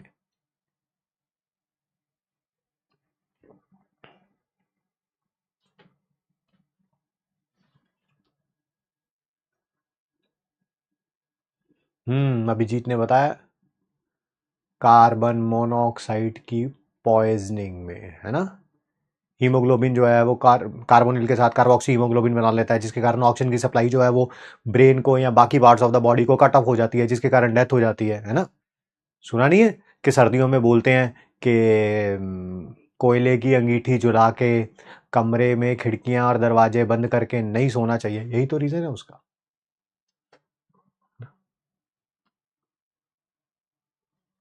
इनऑर्गेनिक केमिस्ट्री में भी पढ़ा है आपने इसके बारे में। जी जी जी, सीओ पॉइजनिंग, सीओ पॉइजनिंग। कई जाने कह रहे हैं इसकी स्ट्रक्चर एक्सप्लेन कर दूं, कर देता हूं मैं। कार्बन के पास 4 वैलेंस इलेक्ट्रॉन है, बना दिए। ऑक्सीजन के पास 6 वैलेंस इलेक्ट्रॉन है, बना दिए।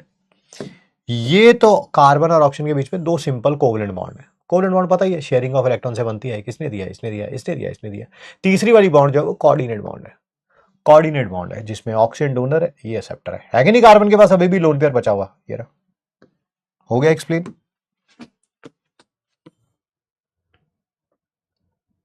आइए, ये बातें बहुत बार सॉल्यूशन चैप्टर में भी हो चुकी हैं, एक बार फिर बात कर लेते हैं। इलेक्ट्रोलाइट क्या होते हैं? जो पानी में डालते हैं तो वो डिसोशिएट होकर आयंस बनाते हैं। सर एग्जांपल ये रहा, HCl गैस को वाटर में डालोगे तो क्या बन जाएगा? H पॉजिटिव आयन लिखना है, H पॉजिटिव लिख लो। हाइड्रोनियम आयन लिखना है, हाइड्रोनियम आयन लिख लो। आपकी इच्छा के ऊपर डिपेंड करता है, आपकी इच्छा के ऊपर डिपेंड करता है, ठीक है। तो ये क्या कहलाएगा? एक इलेक्ट्रोलाइट। इलेक्ट्रोलाइट आगे 2 प्रकार के होते हैं। स्ट्रॉन्ग इलेक्ट्रोलाइट जो कंप्लीटली डिसोशिएट हो जाते हैं, लाइक NaCl के अगर आपने 100 पार्टिकल्स वाटर में डाले, 100 पार्टिकल्स, तो 100 के 100 ही डिसोशिएट हो जाएंगे। इसके 5 मोल लोगे, पानी में डालोगे, पांचों के पांचों डिसोशिएट हो जाएंगे। तो क्या आपको पता है स्ट्रॉन्ग इलेक्ट्रोलाइट का अल्फा जो होगा 1 होगा? हाँ सर, क्योंकि अल्फा होता क्या था? Number of moles dissociated divided by number of moles taken. Dissociate कितने हुए हैं? 5। लिए भी कितने थे? 5। 5 को 5 से डिवाइड करेंगे तो कितना आएगा? 1 आएगा, ठीक है। नेक्स्ट है वीक इलेक्ट्रोलाइट। ये वो होते हैं जो कंप्लीटली डिसोशिएट नहीं होते हैं, ठीक है। किसी भी वीक एसिड का नाम लिख लो, मैंने 3 के नाम लिखे हुए हैं, या वीक बेस का नाम लिख लो, ये अमोनियम हाइड्रोक्साइड, या नाइट्रोजन के जितने भी बेस आप इन ऑर्गेनिक केमिस्ट्री में पढ़ते हैं, पिरिडीन, पायरॉल, मिथाइलमीन, डाइथाइलमीन, ट्राईमिथाइलमीन, सारे सारे सारे सारे सारे इसी कैटेगरी में आएंगे। सर एग्जाम्पल दे दीजिए। एग्जाम्पल ये रहा, CH3COH। मान लीजिए आपने इसके 100 पार्टिकल्स जो है वो वाटर में डालेंगे, तो उस 100 में से सिर्फ कुछ ही डिसोशिएट होंगे। हो सकता है 10, 12, 15, 20, 25, ठीक है।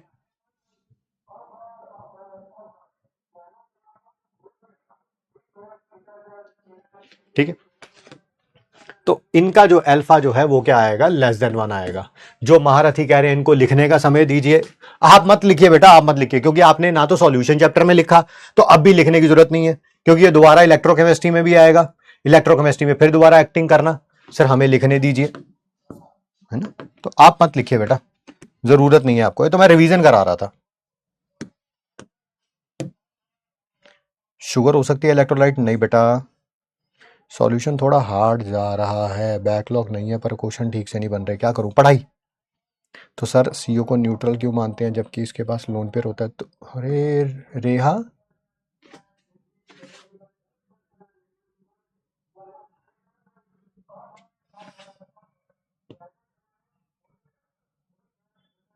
तो सर सीओ को न्यूट्रल क्यों मानते हैं जबकि इसके पास लोन पेयर भी होता है? तो बिल्कुल ही बेटा बेड़ा गर्क है तुम्हारा। अब तो छठी क्लास से शुरू करना चाहिए तुम्हें तो। तुम्हें तो 11वीं 12वीं भी नहीं बोल सकता मैं।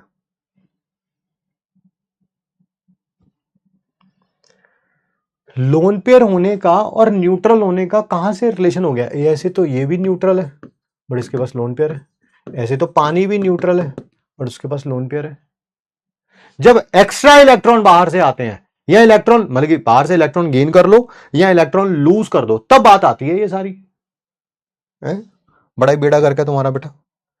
सैयद कह रहा है सर आपने मुझे अनब्लॉक नहीं किया। फिर बेटा एक बार कर दिया था तूने, फिर कोई ना कोई हरकत करी होगी। अब तेरी हर बार हरकत के लिए मैं ही थोड़ा जिम्मेवार हूं। तो वही है ना जिसने इंस्टा में मैसेज किया था मेरे को, नाम याद है मुझे तेरा, है ना?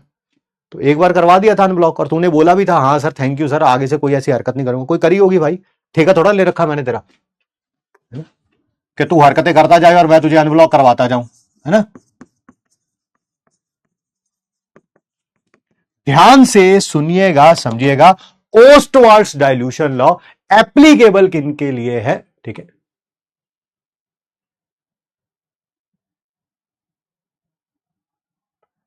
एप्लीकेबल किन के लिए है? ठीक है, सिर्फ और सिर्फ किन के लिए? वीक इलेक्ट्रोलाइट के लिए। अब वीक इलेक्ट्रोलाइट कौन से होंगे? वही सर, या तो ये वीक एसिड होंगे या वीक बेस होंगे। बड़ी सिंपल सी बात है, ठीक है? या तो ये वीक एसिड होंगे या ये वीक बेस होंगे। जस्ट अभी पिछले पेज में बताया अल्फा इनका लेस देन 1। यस, ये चीज सब सॉल्यूशन में पढ़ चुके हैं भाई, हम सब सॉल्यूशन में पढ़ चुके हैं, ठीक है? वीक एसिड होगा या वीक बेस होगा, ठीक है? मैं एक्सप्लेन कर रहा हूं ओस्टवाल्ड्स डाइल्यूशन लॉ वीक एसिड के लिए। किसके लिए? वीक एसिड के लिए, ठीक है सर? जिन जिन का केमिकल इक्विलिब्रियम बैकलॉग हो, यहां से क्लास को बंद करके चले जाएं, क्योंकि अब इसके बाद कुछ समझ नहीं आएगा। अगर केमिकल इक्विलिब्रियम बैकलॉग हो, हाँ उसके अलावा कोई भी बैकलॉग हो सब समझ आ जाएगा। केमिकल इक्विलिब्रियम बैकलॉग होगा, इससे आगे कुछ समझ नहीं आएगा, मैं पहले बता दूं। टाइम जीरो पे इसकी कॉन्सेंट्रेशन सी है, ये जीरो है, ये जीरो है। टाइम टी पे इसके एक्स मोल्स डिसोशिएट हो गए, C minus X X X. X किसके बराबर होता है? एक्स किसके बराबर होता है? C alpha. क्या ये ऐसी इक्वेशन, ज्यादा नहीं तो 50 इक्वेशन ऐसी 50 इक्वेशन हमने केमिकल इक्विलिब्रियम में बनाई है, यस और नो? सर आपने पानी के लिए क्यों नहीं लिखा ये? अरे प्योर लिक्विड है ना, प्योर लिक्विड है ना, इस कारण लिखना नहीं है। फिर भी मैं मेंशन कर देता हूं यहां पे, केसी ऐसे लिखा जाएगा, ऊपर कॉन्सेंट्रेशन प्रोडक्ट की, नीचे रिएक्टेंट की, raise to power their stoichiometric coefficient, है ना? सबको समझ आ गया जी, है ना? सबको आ गया, बढ़िया बढ़िया बढ़िया। केमिकल इक्विलिब्रियम में ऐसे 50 क्वेश्चन किए हैं यार हमने ना। ध्यान से सुनिएगा, पानी की concentration through out the reaction same रहेगी। मैं रिपीट कर देता हूं, पानी की concentration through out the reaction same रहेगी। टाइम जीरो पे जो पानी की कॉन्सेंट्रेशन थी और जब इक्विलिब्रियम आया टाइम टी पे, वहां पर भी सेम होगी, कांस्टेंट होगी। सर क्यों होगा? क्योंकि ये रिएक्शन में पार्टिसिपेट कर ही नहीं रहा, ये रिएक्शन पार्टिसिपेट कर ही नहीं रहा, ये सिर्फ क्या कर रहा है? CH3COH पे से CH3CO और H पॉजिटिव दोनों को अलग अलग कर रहा है। CH3CO और H पॉजिटिव दोनों को अलग अलग कर रहा है, ठीक है? तो ये भी कांस्टेंट है, ये भी कांस्टेंट है, दोनों को मल्टीप्लाई करूंगा तो क्या एक नया कांस्टेंट आ जाएगा? हाँ सर आ जाएगा, उसका नाम है के, उसका नाम है के। के सर ये के ए क्या कहलाएगा? ये कहलाएगा डिसोसिएशन कांस्टेंट या आयोनाइजेशन कांस्टेंट। सर किसका किसका? बेटा लिखा ही हुआ है ए मतलब एसिड। अगर यही मैंने वीक बेस के लिए लिखा होता तो यहां पर के बी आ जाता, डिसोसिएशन कांस्टेंट या आयोनाइजेशन कांस्टेंट बेस का। बट क्योंकि हमने ये एसिड के लिए लिखा है तो मैं क्या लिख दूंगा, एसिड ए लिख दूंगा, बेस होता तो यहां पर बी लिख देता, कांस्टेंट एसिड का। सर वैल्यू रखिए, वैल्यू बिल्कुल रखेंगे। एसीटेट आयन कितना है, सी अल्फा, ये कितना है सी अल्फा, और ये कितना है sir C1 - alpha, C1 - alpha. बेटा क्या C से C कैंसल आउट हो जाएगा, yes, C alpha square upon 1 - alpha, बिल्कुल सर, ठीक है जी।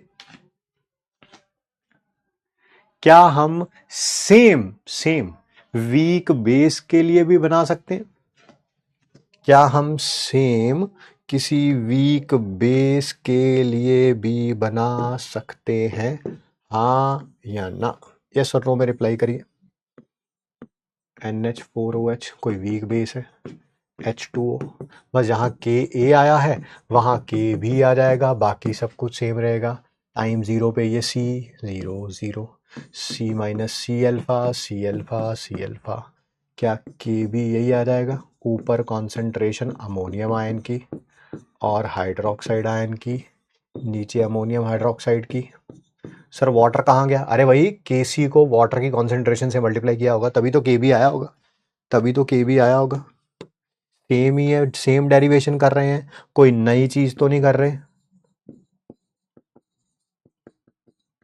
डिसोसिएशन कांस्टेंट बेस का या आयोनाइजेशन कांस्टेंट बेस का, वैल्यू रखिए सी अल्फा, इसकी भी सी अल्फा, नीचे C1 - अल्फा, सी से सी कैंसल आउट। बताइए यहां तक क्लियर है, यस और नो, यस और नो, यस और no.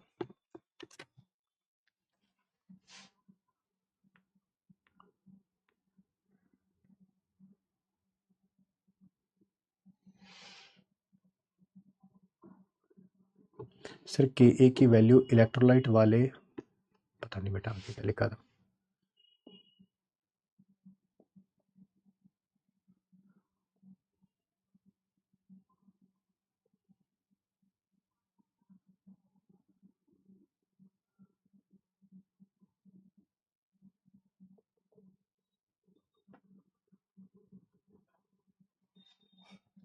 Yes yes yes yes yes. आइए अब इसके MIT के बारे में बात कर लेते हैं, क्योंकि ये तो डेरिवेशन थे बेटा, है ना, ये तो डेरिवेशन थे। अब बात कर लेते हैं इसके MIT के बारे में।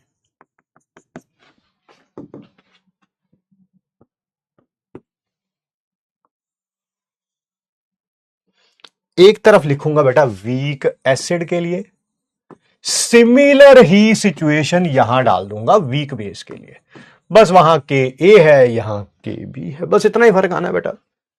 क्या Ka यही था, C alpha square upon 1 - alpha, yes sir.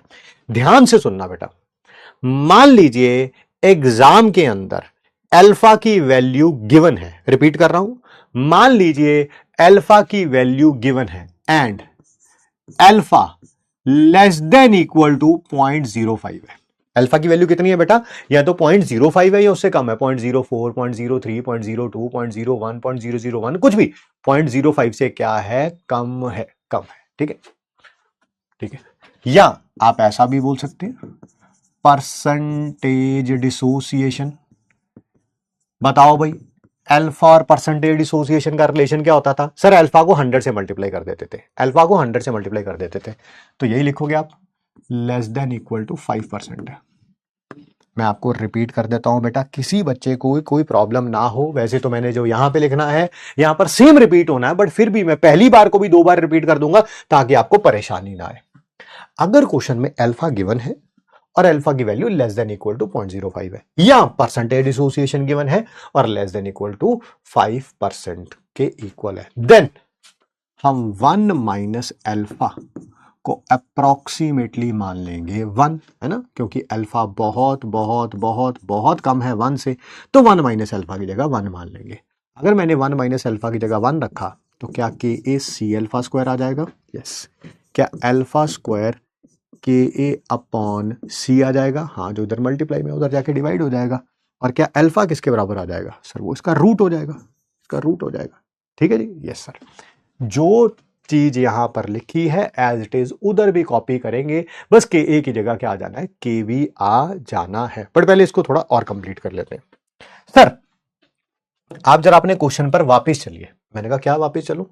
आपने बोला था अल्फा की वैल्यू अगर गिवन है, अगर अल्फा की वैल्यू गिवन है 0.05 या उसके इक्वल है तो ये, उससे बड़ी है तो ये, है ना। तो ये कब लगेगा? जब अल्फा ग्रेटर देन होगा 0.05। मान लो अल्फा की वैल्यू गिवन ही नहीं है, अल्फा की वैल्यू गिवन है, alpha less than equal to 0.05 तो ये वाला फॉर्मूला, ग्रेटर देन 0.05 तो ऊपर वाला। समझ गए सर? मैं समझ गया। मैं कह रहा हूं अल्फा गिवन ही नहीं है, percentage dissociation greater than 5%। Alpha given ही नहीं है, तब कैसे पता चलेगा? ऊपर वाला फॉर्मूला लगाना है कि नीचे वाला फॉर्मूला लगाना है? तब आप डिवाइड करेंगे के ए अपॉन सी को। किसको डिवाइड करेंगे बेटा? के ए अपॉन सी को। किसको डिवाइड करेंगे? के ए अपॉन सी को। अगर के ए अपॉन सी 25 इंटू 10⁻⁻⁴ के इक्वल है या लेस देन है, इक्वल है या लेस देन है तो ये वाला, और अगर ग्रेटर देन है तो ऊपर वाला। जो पूरी राम कहानी है 5वीं बार रिपीट कर रहा हूं, गधा भी होगा तब भी समझ आ जाएगा। अगर अल्फा गिवन है लेस देन इक्वल टू 0.05 तो नीचे वाला, ग्रेटर देन 0.05 तो ऊपर वाला। अल्फा गिवन नहीं है, K A upon C less than equal to 0.25 into 10⁻⁻⁴ तो नीचे वाला, और ग्रेटर देन 25 इंटू 10⁻⁻⁴ तो ऊपर वाला। बहुत बढ़िया सर। अब जो हमने एसिड के लिए पढ़ा एज इट इज इधर कॉपी मार लूंगा, बस के ए की जगह के बी लिख देना, के ए की जगह के बी लिख देना, बस इतना सा फर्क है और कोई फर्क नहीं है। K B is equal to C alpha square upon 1 minus alpha. अगर अल्फा की लेस देन वैल्यू 1 होगी तो 1 माइनस अल्फा को 1 रखेंगे। कब रखना है ये? कब रखना है? जब alpha less than equal to 0.05 है, या परसेंटेज डिसोसिएशन लेस देन 5% है। ये कब रखना है? जब अल्फा ग्रेटर देन 0.05 है, या परसेंटेज डिसोसिएशन ग्रेटर देन 5% है। 1 माइनस अल्फा की जगह 1 रखेंगे, के बी सी अल्फा स्क्वायर, तो अल्फा कितना आ गया? रूट ऑफ के बी अपॉन सी। सर मान लीजिए अल्फा गिवन होता तो ये करना है, ठीक है, वो समझ आ गया। मान लिया अल्फा गिवन नहीं है तो के बी अपॉन सी निकालो, के बी अपॉन सी निकालो। अगर K B upon C less than equal to 25 into 10⁻⁴ है तो नीचे वाला, और अगर ग्रेटर देन है तो ऊपर वाला। क्या ये सबको क्लियर है? सिर्फ यस के लिए वाई, नो के लिए एन, ताकि हम आगे बढ़ सकें। जो इधर है वही इधर किया हमने, सेम, बस के ए की जगह के बी आ गया। समझ गए? जल्दी जल्दी थोड़ा रिप्लाई करिए। सर यहां अल्फा गया। ओ भाई साहब, बेटा तेरे लिए स्लो क्लैप नहीं है, ये पूरा स्टेडियम है जो तेरे लिए क्लैपिंग कर रहा है। ओ भैंस की आंख तेरी तो।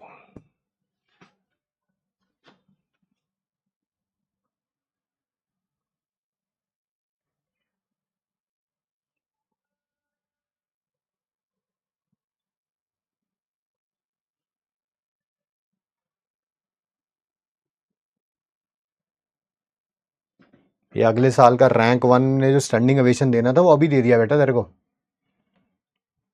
आइए, है ना। अल्फा है डिग्री ऑफ डिसोसिएशन। ना पढ़िए केमिकल इक्विलिब्रियम और आइए सीधा आयनिक इक्विलिब्रियम पढ़ने आइए। स्वागत है बेटा आपका, स्वागत है। Sir both acid and base केबी और केसी को इक्विलिब्रियम कांस्टेंट बोल सकते हैं? नहीं बेटा, केसी को हम लोग बोलेंगे इक्विलिब्रियम कांस्टेंट, और जो केबी है वो डिसोसिएशन कांस्टेंट या आयनाइजेशन कांस्टेंट है बेस का।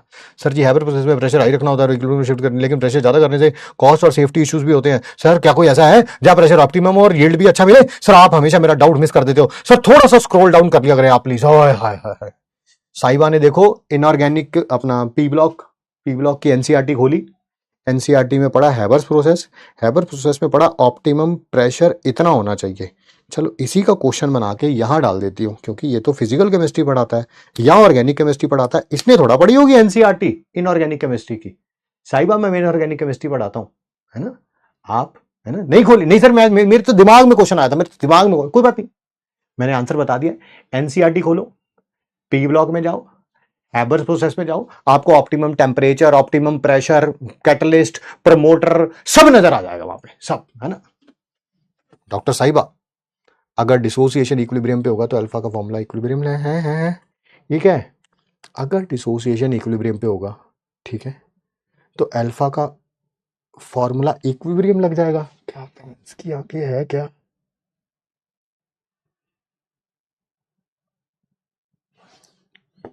ये पढ़ोगे आप लोग? समझाओगे क्या किया है इसने? अगर डिसोसिएशन इक्विलिब्रियम पे होगा तो अल्फा का फॉर्मूला इक्विलिब्रियम लग जाएगा। बिल्कुल नेल बाइटिंग सा माहौल कर देते हैं, साला टीचर को समझ ही नहीं आ रहा कि पूछा क्या है। जवाब तो तब देगा ना टीचर जब उसे समझ आएगा कि ये अगर मैं फिर भी कोशिश कर रहा हूँ, डिसोसिएशन इक्विलिब्रियम पे होगा, ठीक है, तो अल्फा का फॉर्मूला इक्विलिब्रियम लग जाएगा। ये नहीं समझ आ रहा, अल्फा का फॉर्मूला इक्विलिब्रियम लग जाएगा, ये क्या है अल्फा का? पता नहीं भाई। आई ठीक है, नहीं मुझे सच में समझ नहीं आया, मैं मजाक नहीं कर रहा हूँ, मुझे सच में समझ नहीं आया। अगर आपको किसी को समझ आया हो तो वीडियो कॉल कर लो, फोन नहीं उठाएंगे ये फोन नहीं उठाएंगे, मैं इतना टाइम है भी नहीं मेरे पास यार, ठीक है। इनके ऊपर टाइम वेस्ट करूंगा तो अगले साल के जो रिजल्ट अब सेलिब्रेशन में आने वाले हैं वो बुरा मान जाएंगे। इनऑर्गेनिक नहीं पढ़ी हम, तूने तो फिजिकल भी नहीं पढ़ी। What about alkali and alkaline earth metal cations, are they Lewis acid? Yes.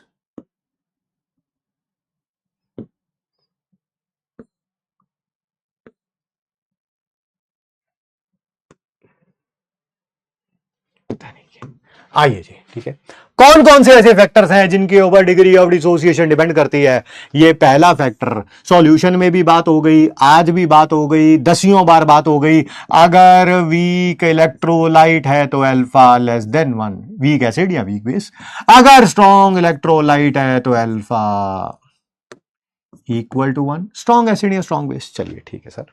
Nature of solvent, अगर सॉल्वेंट का डाई इलेक्ट्रिक कांस्टेंट हाई होगा, समझा रहा हूं, तो अल्फा हाई होगा। ध्यान से सुनिए, सबसे पहले तो डाई इलेक्ट्रिक कांस्टेंट होता क्या, ठीक है, समझाता हूं।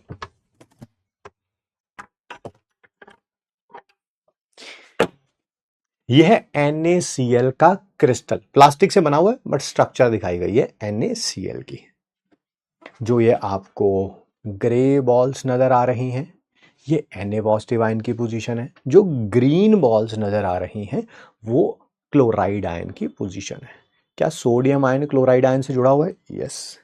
क्या इसको तोड़ने के लिए कुछ ना कुछ एनर्जी चाहिए? ये देखो पहले अभी तो जुड़ा हुआ है, इन सबको तोड़ने के लिए कुछ ना कुछ एनर्जी चाहिए। यस। मान लेते हैं वो एनर्जी है 720 किलो जूल पर मोल। कितनी? 720 किलो जूल पर मोल, ठीक है, क्लियर। आपने इस सॉल्यूट को किसी सॉल्वेंट में डाला, मान लीजिए पानी में डाला। पानी का डाइलेक्ट्रिक कांस्टेंट है अप्रोक्सीमेटली 80, होता है 81 है, मैं 80 मान लेता हूं। ध्यान से सुनना आप जरा, पानी का डाइलेक्ट्रिक कांस्टेंट बहुत ज्यादा है। यस सर 80 है। ये पता क्या, जैसे ही NaCl को पानी में डालोगे इसकी जो भी फोर्स ऑफ अट्रैक्शन थी वो 80 टाइम्स डिक्रीज हो जाएगी। कितनी थी force of attraction? Sir 720 kilo joule per mole. पानी में डालते पता कितनी हो जाएगी? उसका 80th टाइम, 1/80 इंटू 720, यानी कि सिर्फ 9 किलो जूल पर मोल। तो क्या अब इसको तोड़ना आसान हो जाएगा? हाँ। क्या ये ज्यादा टूटेगा? हाँ। तो बस यही है भाई डाइलेक्ट्रिक कांस्टेंट। सर एक बार फिर हो जाए रिपीट, एक बार फिर, बिल्कुल एक बार फिर हो जाए। डाई इलेक्ट्रिक कांस्टेंट की वैल्यू ये बताती है कि फोर्स ऑफ अट्रैक्शन कितने टाइम डिक्रीज हो जाएगा। फोर्स ऑफ अट्रैक्शन कितने टाइम डिक्रीज हो जाएगा, सॉल्यूट की फोर्स ऑफ अट्रैक्शन कितने टाइम डिक्रीज हो जाएगा। जैसे डाई इलेक्ट्रिक कांस्टेंट वाटर का 80 है तो इसकी फोर्स ऑफ अट्रैक्शन पानी में डालने पर 80 टाइम डिक्रीज हो जाएगी। किसी और सॉल्वेंट का मान लेते हैं force of dielectric constant 30 है, तो इसको सॉल्वेंट में डालोगे तो इसकी force of attraction 30 times decrease हो जाएगी। क्या ये क्लियर? क्या ये क्लियर? डाइलेक्ट्रिक कांस्टेंट क्या करता है? Force of attraction between solute को डिक्रीज करता है। कितना डिक्रीज करता है? जितना डाइलेक्ट्रिक कांस्टेंट की वैल्यू होती है।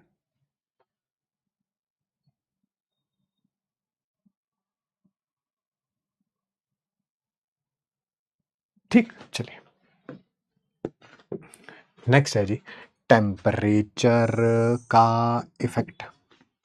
आपने कोई वीक इलेक्ट्रोलाइट ले लिया, सर वीक इलेक्ट्रोलाइट का एग्जांपल क्यों दे रहे हैं, स्ट्रॉन्ग क्यों नहीं दे रहे? बेटा स्ट्रॉन्ग तो ऑलरेडी 100% डिसोशिएटेड है ना। अब उसको और कहां, 100 पार्टिकल लिए थे, 100 के 100 डिसोशिएट हो गए, तो अब और कहां डिसोशिएट करोगे? ठीक है सर, ठीक है ठीक है। आपने कोई वीक इलेक्ट्रोलाइट ले लिया और उसका टेम्परेचर इंक्रीज कर दिया। क्या आपको पता है टेम्परेचर इंक्रीज करेंगे तो पार्टिकल्स आपस में टकराएंगे? यस, टकराएंगे तो उनके टूटने के चांसेस ज्यादा होंगे, ज्यादा टूटेंगे, ज्यादा टूटेंगे तो अल्फा भी क्या हो जाएगा, इंक्रीज हो जाएगा, अल्फा भी इंक्रीज हो जाएगा। पहले एसिटिक एसिड मान लो रूम टेम्परेचर पे सिर्फ 100 में से 20 पार्टिकल डिसोशिएट हो रहे थे, 100 में से 20 पार्टिकल। बट अगर आपने इसका पानी टेम्परेचर बढ़ा दिया, टेम्परेचर बढ़ा दिया तो वो 20 से ज्यादा डिसोशिएट होने लगेंगे, मान लो 25, 29, 33, 47, वो नहीं पता, बट इतना पता है टेम्परेचर बढ़ाओगे तो अल्फा इंक्रीज हो जाएगा। डिग्री ऑफ डाइल्यूशन, चैप्टर का नाम है सॉल्यूशन, टॉपिक का नाम है एबनॉर्मल मोलर मास, जिसमें मैं एक डायग्राम भी लेके आया था NaCl KCl वाली 0.1 0.01 मोलर 0.001 मोलर, जिसमें बताया था कि जैसे जैसे आप पानी को इंक्रीज करते जाओगे डाइल्यूट होता जाएगा, अल्फा बढ़ता जाएगा, आयंस बढ़ते जाएंगे। याद आया? वही यहां पर लिखा हुआ है डायग्राम में, या ये भी यहां पर भी वही लिखा हुआ है, ठीक है, कि जैसे जैसे वॉल्यूम इंक्रीज कॉन्सेंट्रेशन डिक्रीज, जिससे आयंस इंक्रीज होंगे, यानी कि अल्फा इंक्रीज। जो वहां पर समझाया था वही यहां पर है। सर दोबारा डिटेल में समझा दो, डिटेल में समझाया मैंने, डिटेल में, बड़ी डिटेल में। एक बार सॉल्यूशन चैप्टर आपने पढ़ा है, रिवाइज किया, बहुत बढ़िया बात है। नहीं पढ़ा है कोई दोबारा देख लेना, फिर यार जब देखोगे तब हो जाएगा। हाँ वही था वही था वही था। रोहन को रिया से हेल्प चाहिए, घबरा मत, रिया प्रिया सुप्रिया सब हेल्प करेंगी तेरी।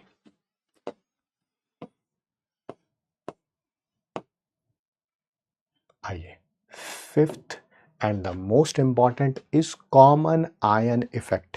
इस चैप्टर में कम से कम 2-3 बार ये आएगा कॉमन आयन इफेक्ट।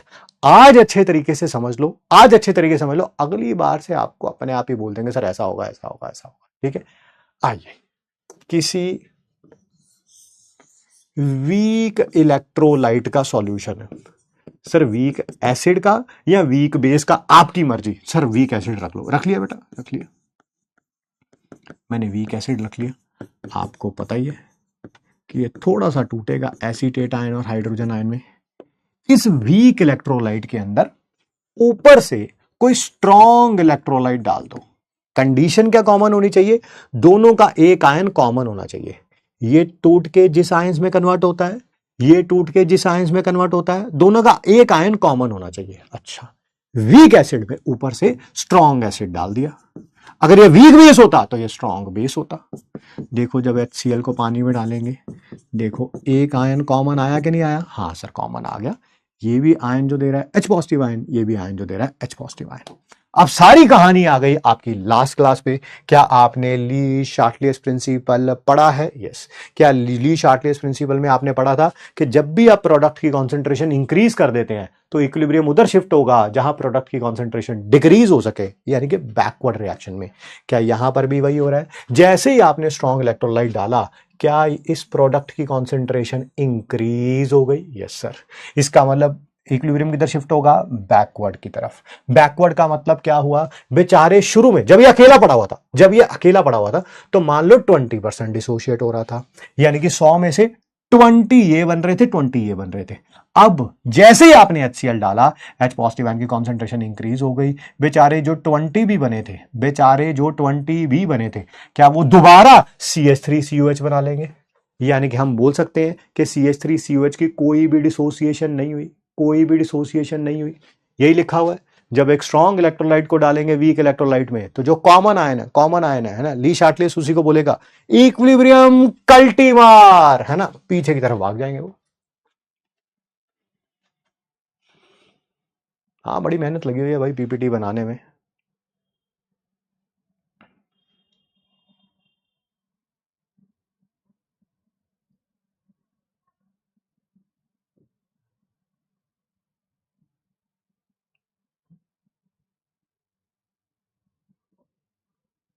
ठीक है जी, यही लिखूंगा यहाँ पे। Because of common ion effect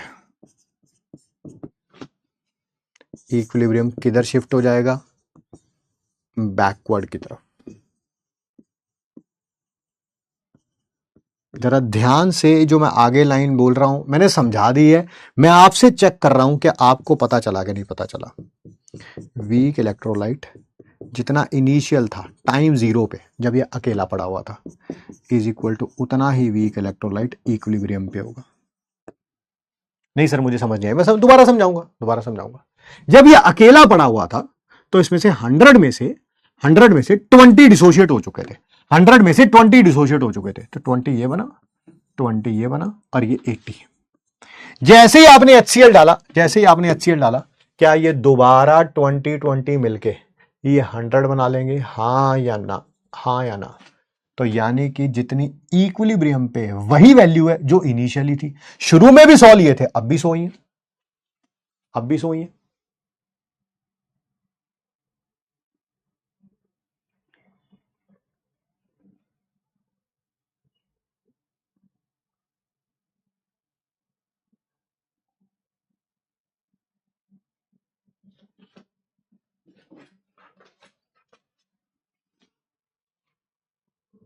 और देखिए जरा, क्या जो भी कॉमन आयन होगा, जैसे यहां पर कॉमन आयन कौन है बेटा? सर H पॉजिटिव आयन, वो ये भी दे रहा है, उसकी कॉन्सेंट्रेशन, जो भी कॉमन आयन की कॉन्सेंट्रेशन स्ट्रॉन्ग इलेक्ट्रोलाइट से आएगी। नहीं सर मेरी ये बात समझ नहीं आई, मैं समझाता हूं। देखो कॉमन आयन है कौन? Sir H positive ion. तो H पॉजिटिव आयन की टोटल कॉन्सेंट्रेशन पता कितनी होनी चाहिए थी? जितना H पॉजिटिव आयन यहां से आ रहा है, जितना H पॉजिटिव आयन यहां से आ रहा है, दोनों को ऐड करके होनी चाहिए थी। बट मैं कह रहा हूं सिर्फ और सिर्फ ये वाली रखेंगे, आप ये वाली नहीं रखेंगे। क्यों नहीं रखेंगे? बताओ क्यों नहीं रखेंगे? सर ये बेचारा 20 डिसोशिएट हुआ था, दोबारा 20 मिलके यहां पे चला गया, ये बचा ही नहीं। अरे सर ये बचा ही नहीं, तो H पॉजिटिव आयन सिर्फ स्ट्रॉन्ग इलेक्ट्रोलाइट से ही तो रखूंगा।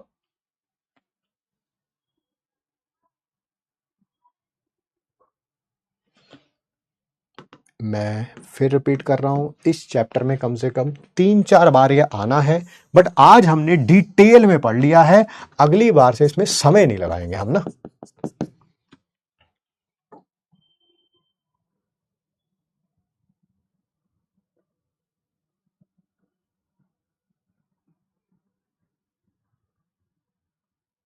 ठीक है जी,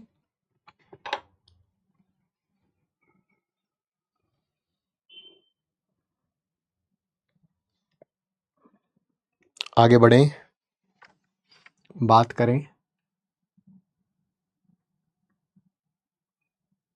न्यूमेरिकल खेलोगे? न्यूमेरिकल खेलोगे? ये वही लिखा हुआ, अभिषेक उपमन्यु भी वही बता रहे हैं। जब एक स्ट्रॉन्ग इलेक्ट्रोलाइट डाला जाएगा किसी वीक इलेक्ट्रोलाइट में जिसमें कॉमन आया, तो वीक इलेक्ट्रोलाइट कर गया, ओ शिट, क्या फायदा फिर डिसोशिएट होने का, है ना? क्योंकि जितना डिसोशिएट हुआ था वो दोबारा अनडिसोशिएटेड फॉर्म में चला गया, है ना? वही कह रहा है अभिषेक भी। आइए जी, क्वेश्चन करिए, सॉल्व करना शुरू करते हैं न्यूमेरिकल्स को। आपको अल्फा निकालना है, अल्फा। जब कॉन्सेंट्रेशन 0.1 मोलर दे रखी है, Ka 18 इंटू 10⁻⁻⁹ दे रखा है। सर मेरे हाथ में तो एक प्रॉब्लम आ गई, मैंने कहा क्या? सर मुझे तो यही समझ नहीं आ रहा कि अल्फा यहां से निकालूं कि यहां से निकालूं।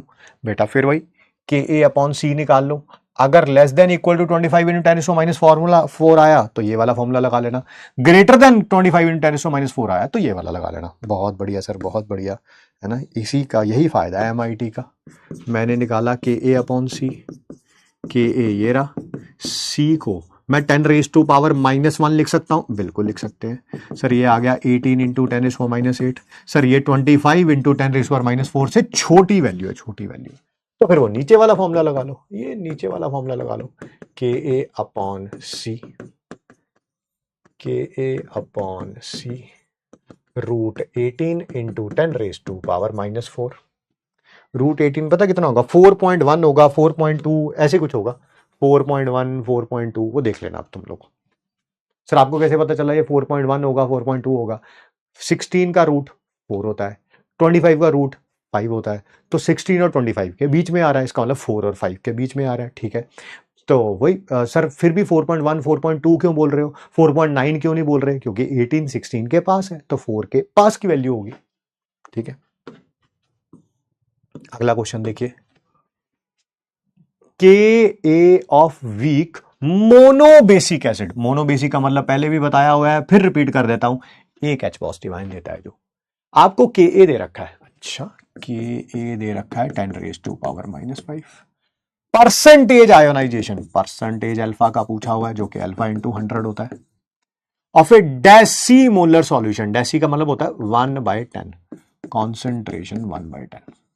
फिर वही परसेंटेज निकालनी है, तो पहले अल्फा इंटू 100 करना पड़ेगा। सर अल्फा के लिए कौन सा फॉर्मूला लगाऊं, ये ऊपर वाला के नीचे वाला, क्या निकालो, के ए अपॉन सी, अगर लेस देन इक्वल टू आया तो ये वाला, ग्रेटर देन आया तो वो वाला। के ए अपॉन सी, ये 10⁻⁻1 है, यस सर। क्या ये 1 इंटू 10⁻⁻4 हो गया? यस। क्या ये लेस देन है 25 इंटू 10⁻⁻4 से? Yes sir. तो सर फिर वो नीचे वाला फॉर्मूला लगा लो, नीचे वाला फॉर्मूला लगा लो, ऊपर 10⁻⁵, नीचे 10⁻⁻1, रूट ऑफ 10⁻⁻4, दैट इज 10⁻⁻²। रखो यहाँ पे 10⁻⁻² इंटू 100, सर 1% आ जाएगा, 1% आ जाएगा, ठीक है। 1% है कोई? ये रहा ऑप्शन नंबर डी।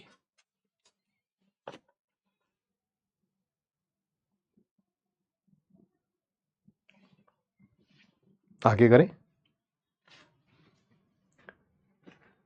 सेम ही क्वेश्चन हो गया यार, सेम ही क्वेश्चन है, सेम सेम सेम, बस फर्क ये है, यहाँ मोलैरिटी दे रखी थी, यहाँ नॉर्मेलिटी दे रखी है। क्या नॉर्मेलिटी, वही डिग्री ऑफ डिसोसिएशन अल्फा निकालना है, पहले इसकी कॉन्सेंट्रेशन मोलैरिटी निकालनी पड़ेगी। पता ना नॉर्मेलिटी किसके बराबर होती थी, molarity into N factor. N factor कितना होता है सॉल्यूशन इसका?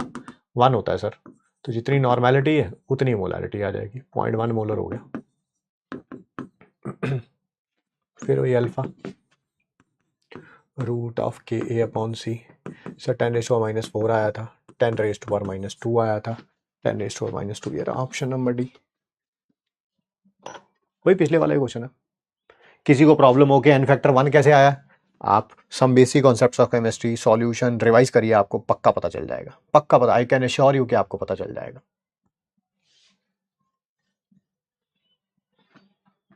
जल्दी से इसका भी आंसर बताइए।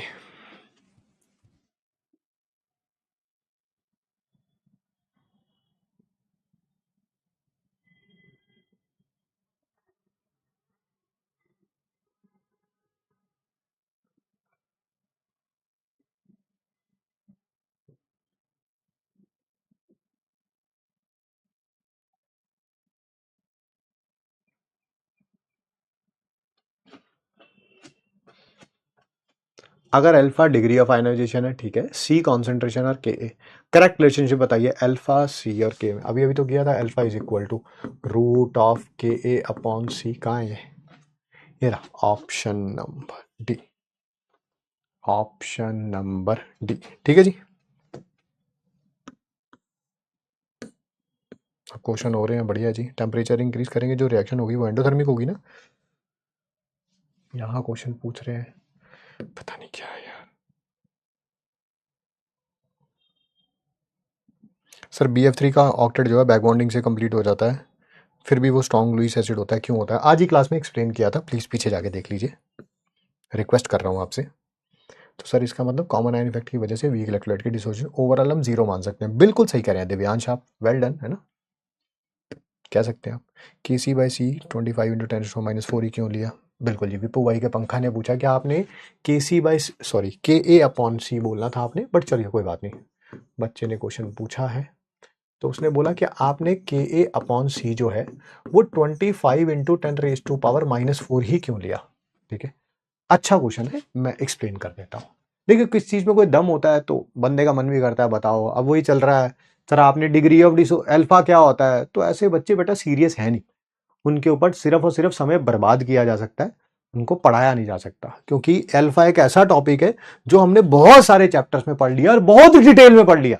एक होता है एक बार बताई हुई चीज दोबारा बता दो, 2 बार बताई हुई चीज दोबारा बता दो। जो 100 बार बता दी हो ना, वो दोबारा बता के कोई फायदा नहीं होता, क्योंकि जिसने 100 बार नहीं सुनी उसने 101वीं बार भी नहीं सुननी। बट ये अच्छा है, आपने यही वैल्यू क्यों ली, कोई और वैल्यू क्यों नहीं ली, बहुत बढ़िया भाई।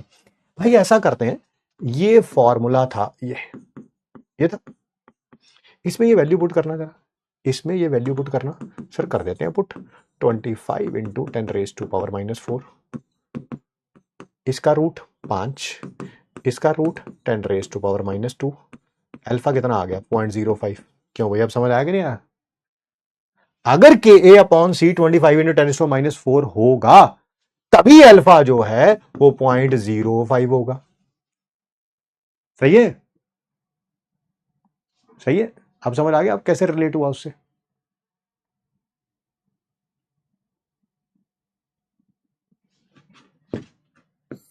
सर पर HCl डालने पर वॉल्यूम इंक्रीज नहीं होगा, जिसकी वजह से इक्विलिब्रियम डिस्टर्ब नहीं हो जाएगा। अंशु आपने सोचा अच्छा है, बट कोई लॉजिक खास है नहीं इसका, ठीक है, सोचा अच्छा है आपने, ठीक है। CH3COH का एन फैक्टर कैसे पता? देखो ये देखो, ये अंशिका वर्मा जी हैं, ये जानना चाहती हैं कि CH3COH का जो एन फैक्टर है हमने 1 कैसे लिया है। ऐसे लोगों को मैं कह रहा हूं, मतलब कि preparation it's harsh words, I am, ठीक है। तुम्हें बोल के भी वैसे तुम्हें फील तो होगा नहीं, तुम्हारी जगह कोई अच्छा बच्चा फील कर ले जाएगा तो बेटर है। बेटा ये एसिड होता है, एसिड का इन्फेक्टर होता है कि वो जितने H पॉजिटिव आयन देता है, देखो CH3COH कितने H पॉजिटिव आयन देता है, 1 देता है, तो इसका इन्फेक्टर 1 हो गया। ठीक है अंशिका? अंशिका के हाँ सर, थैंक यू एक्सप्लेन करने के लिए सर। तो सर हम ऐसा कह सकते हैं कि जो स्ट्रॉन्ग इलेक्ट्रोलाइट होगा वो इक्विलिब्रियम नहीं जा पाएगा, कि उसका प्रोडक्ट धीरे धीरे खत्म हो जाएगा। मुस्कान ये क्या पूछ रही हो तुम? तो सर हम ऐसा कह सकते हैं कि जो स्ट्रॉन्ग इलेक्ट्रोलाइट होगा वो इक्विलिब्रियम में नहीं जा पाएगा। स्ट्रॉन्ग इलेक्ट्रोलाइट तो वैसे भी नहीं होता बेटा। इक्विलिब्रियम चैप्टर शुरू करते ही शायद मैंने पहली या दूसरी लाइन ये आपको बताई थी, जब आप बिल्कुल इक्विलिब्रियम के बारे में बात कर रहे हैं तो वो रिवर्सिबल रिएक्शंस के लिए होना चाहिए। यहां पर क्या है, इरिवर्सिबल रिएक्शन है ना।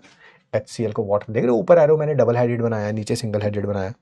HCl वाली रिएक्शन बैकवर्ड नहीं होगी, इसमें इक्विलिब्रियम नहीं आएगा। वही सेम क्वेश्चन जो मुस्कान ने अभी पूछा है, तमीम साहब, वही आंसर है। साहिबा ने क्वेश्चन पूछा है, अगर एक स्ट्रॉन्ग एसिड के सॉल्यूशन में, अच्छा ये रहा स्ट्रॉन्ग एसिड का सॉल्यूशन, वीक एसिड का कॉन्जुगेट बेस ऐड कर दें, ये वीक एसिड है, उसका कॉन्जुगेट बेस ये रहा, ये ऐड कर दिया, तो क्या कॉमन आयन इफेक्ट होगा?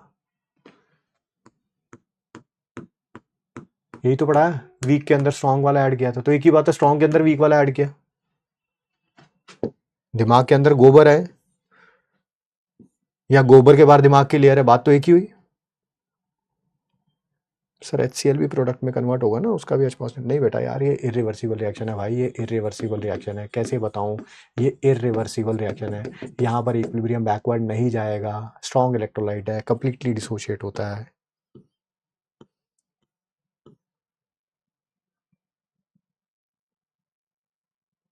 बढ़िया जी अनस जी, आज सुबह से बहुत हेडेक हो रहा था, मुश्किल से फिजिक्स की क्लास हो रही है। आज की केमिस्ट्री क्लास रिकॉर्डेड देख लूँ, बट आपकी लाइन याद आ गई, नॉट टुडे। चलिए मज़ा आया फिर क्लास में, बढ़िया जी। 1 पर्सन थिंक विदाउट ब्लिंक, चलिए बढ़िया जी, बढ़िया बढ़िया, अच्छा है। रोहित ने पूछा 25 इंटू 10⁻⁴ कैसे आया, अभी अभी एक्सप्लेन किया बेटा मैंने। चलिए जी, बढ़िया बढ़िया है ना।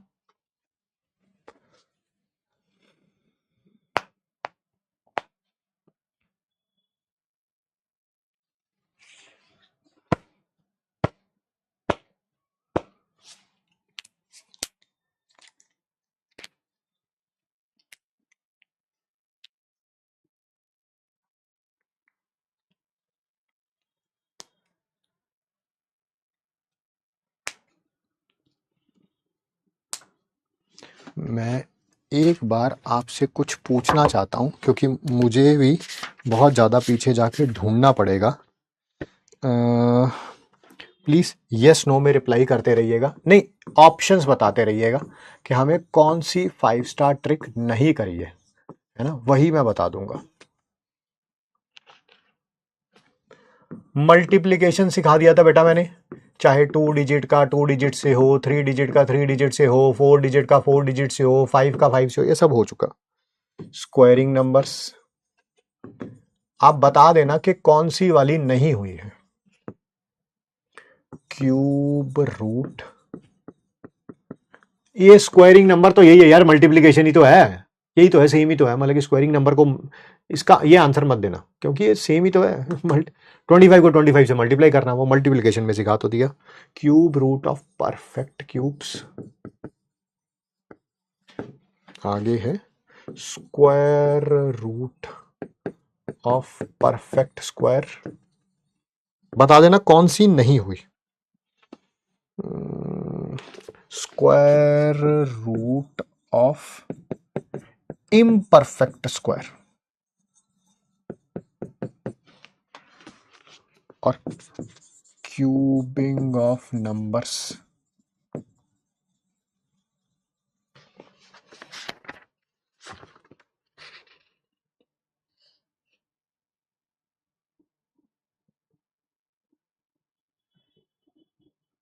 बताइए जी कौन सी नहीं हुई? ई, ये नहीं हुआ हुआ, ये श्योर है सारे? ई एंड एफ दोनों, एफ तो अभी अभी कराई मैंने, एफ तो मेरे को लिखना है अभी अभी कराई मैंने, 2-3 क्लास पहले कराई अभी क्यूब कराना ना, तो जिसमें वही क्या था ए क्यूब, फिर इसको मल्टीप्लाई कर दो किससे, बी बाई ए से, फिर जो भी आया क्या आएगा ए स्क्वायर बी, फिर उसको मल्टीप्लाई कर दो किससे, बी बाई ए से, है ना, वो कितना आ जाएगा बी स्क्वायर ए, फिर बी स्क्वायर ए को भी दोबारा मल्टीप्लाई कर दो किससे, बी बाई ए से, है ना, फिर यहाँ पर कर दिया था 2a² b, फिर यहाँ पर कर दिया था 2ab², है ना, इन सबको ऐड कर दिया था, इसके आगे 3 0 2 0 1 0 और फिर ऐड करके जो आंसर था, है ना, ये अभी अभी किया, जस्ट अभी अभी 2-3 क्लास पहले किया।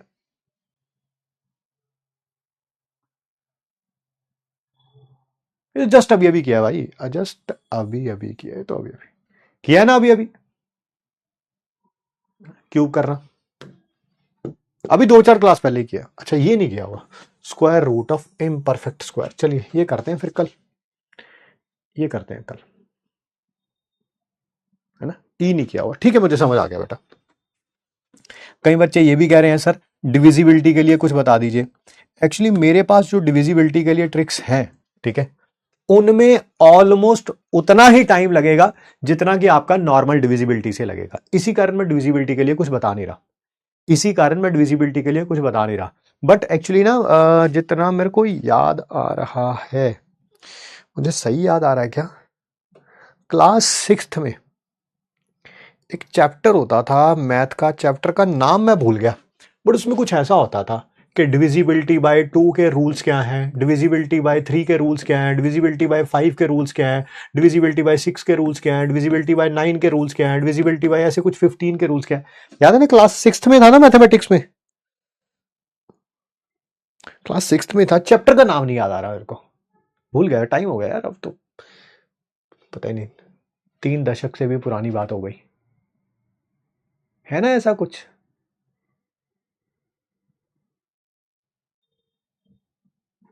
है ना, वो जरूर आपको पता होने चाहिए। रीजन बीइंग मान लो एंड में ना कुछ ऐसा आ रहा है 3 9 6 5 2 7 8 5 डिवाइडेड बाय 3, है ना, और भैया इसको डिवाइड करने बैठोगे तो बहुत ज्यादा टाइम लग जाएगा यार, उससे बेटर है कि डिविजिबिलिटी बाय 3 का टेस्ट लगाऊंगा, और जो 3-4 ऑप्शन दे रखे हैं हो सकता है उसमें एक भी डेसिमल हो या एक ही इंटीजर हो, ठीक है, तो वहीं से आंसर आ जाएगा। Getting what I am trying to say, तो ये चीजें जरूर पता होनी चाहिए, क्लास 6th में है ये, ठीक है, क्लास 6th की मैथमेटिक्स में, अगर आप कहेंगे तो मैं बता दूंगा, बट उससे कोई बहुत ज्यादा फायदा नहीं होना, बट हाँ कुछ ना कुछ फायदा तो जरूर होगा, ठीक है। हाँ रूल्स ऑफ डिवीजन ऐसे करके, रूल्स ऑफ डिविजिबिलिटी अब याद नहीं है मेरे को यार, चैप्टर का नाम नहीं याद, बट मेरे को रूल्स याद है सारे, कि 5 को कैसे देखते थे, एंड में या तो 5 आना चाहिए या 0 आना चाहिए, है ना, ऐसे करके देखते थे। 6 में वही डिविजिबल होता था जो 2 में होता था और 3 में होता था, है ना, तो वो सारे रूल्स मेरे को याद है, बट मेरे को चैप्टर का नाम नहीं याद। मैं वैसा ही हूँ, जो पूरी पिक्चर देख लेते हैं, पिक्चर की कहानी याद होती है, हो जाती है, पिक्चर का नाम भूल जाता हूं मैं। पढ़ा था।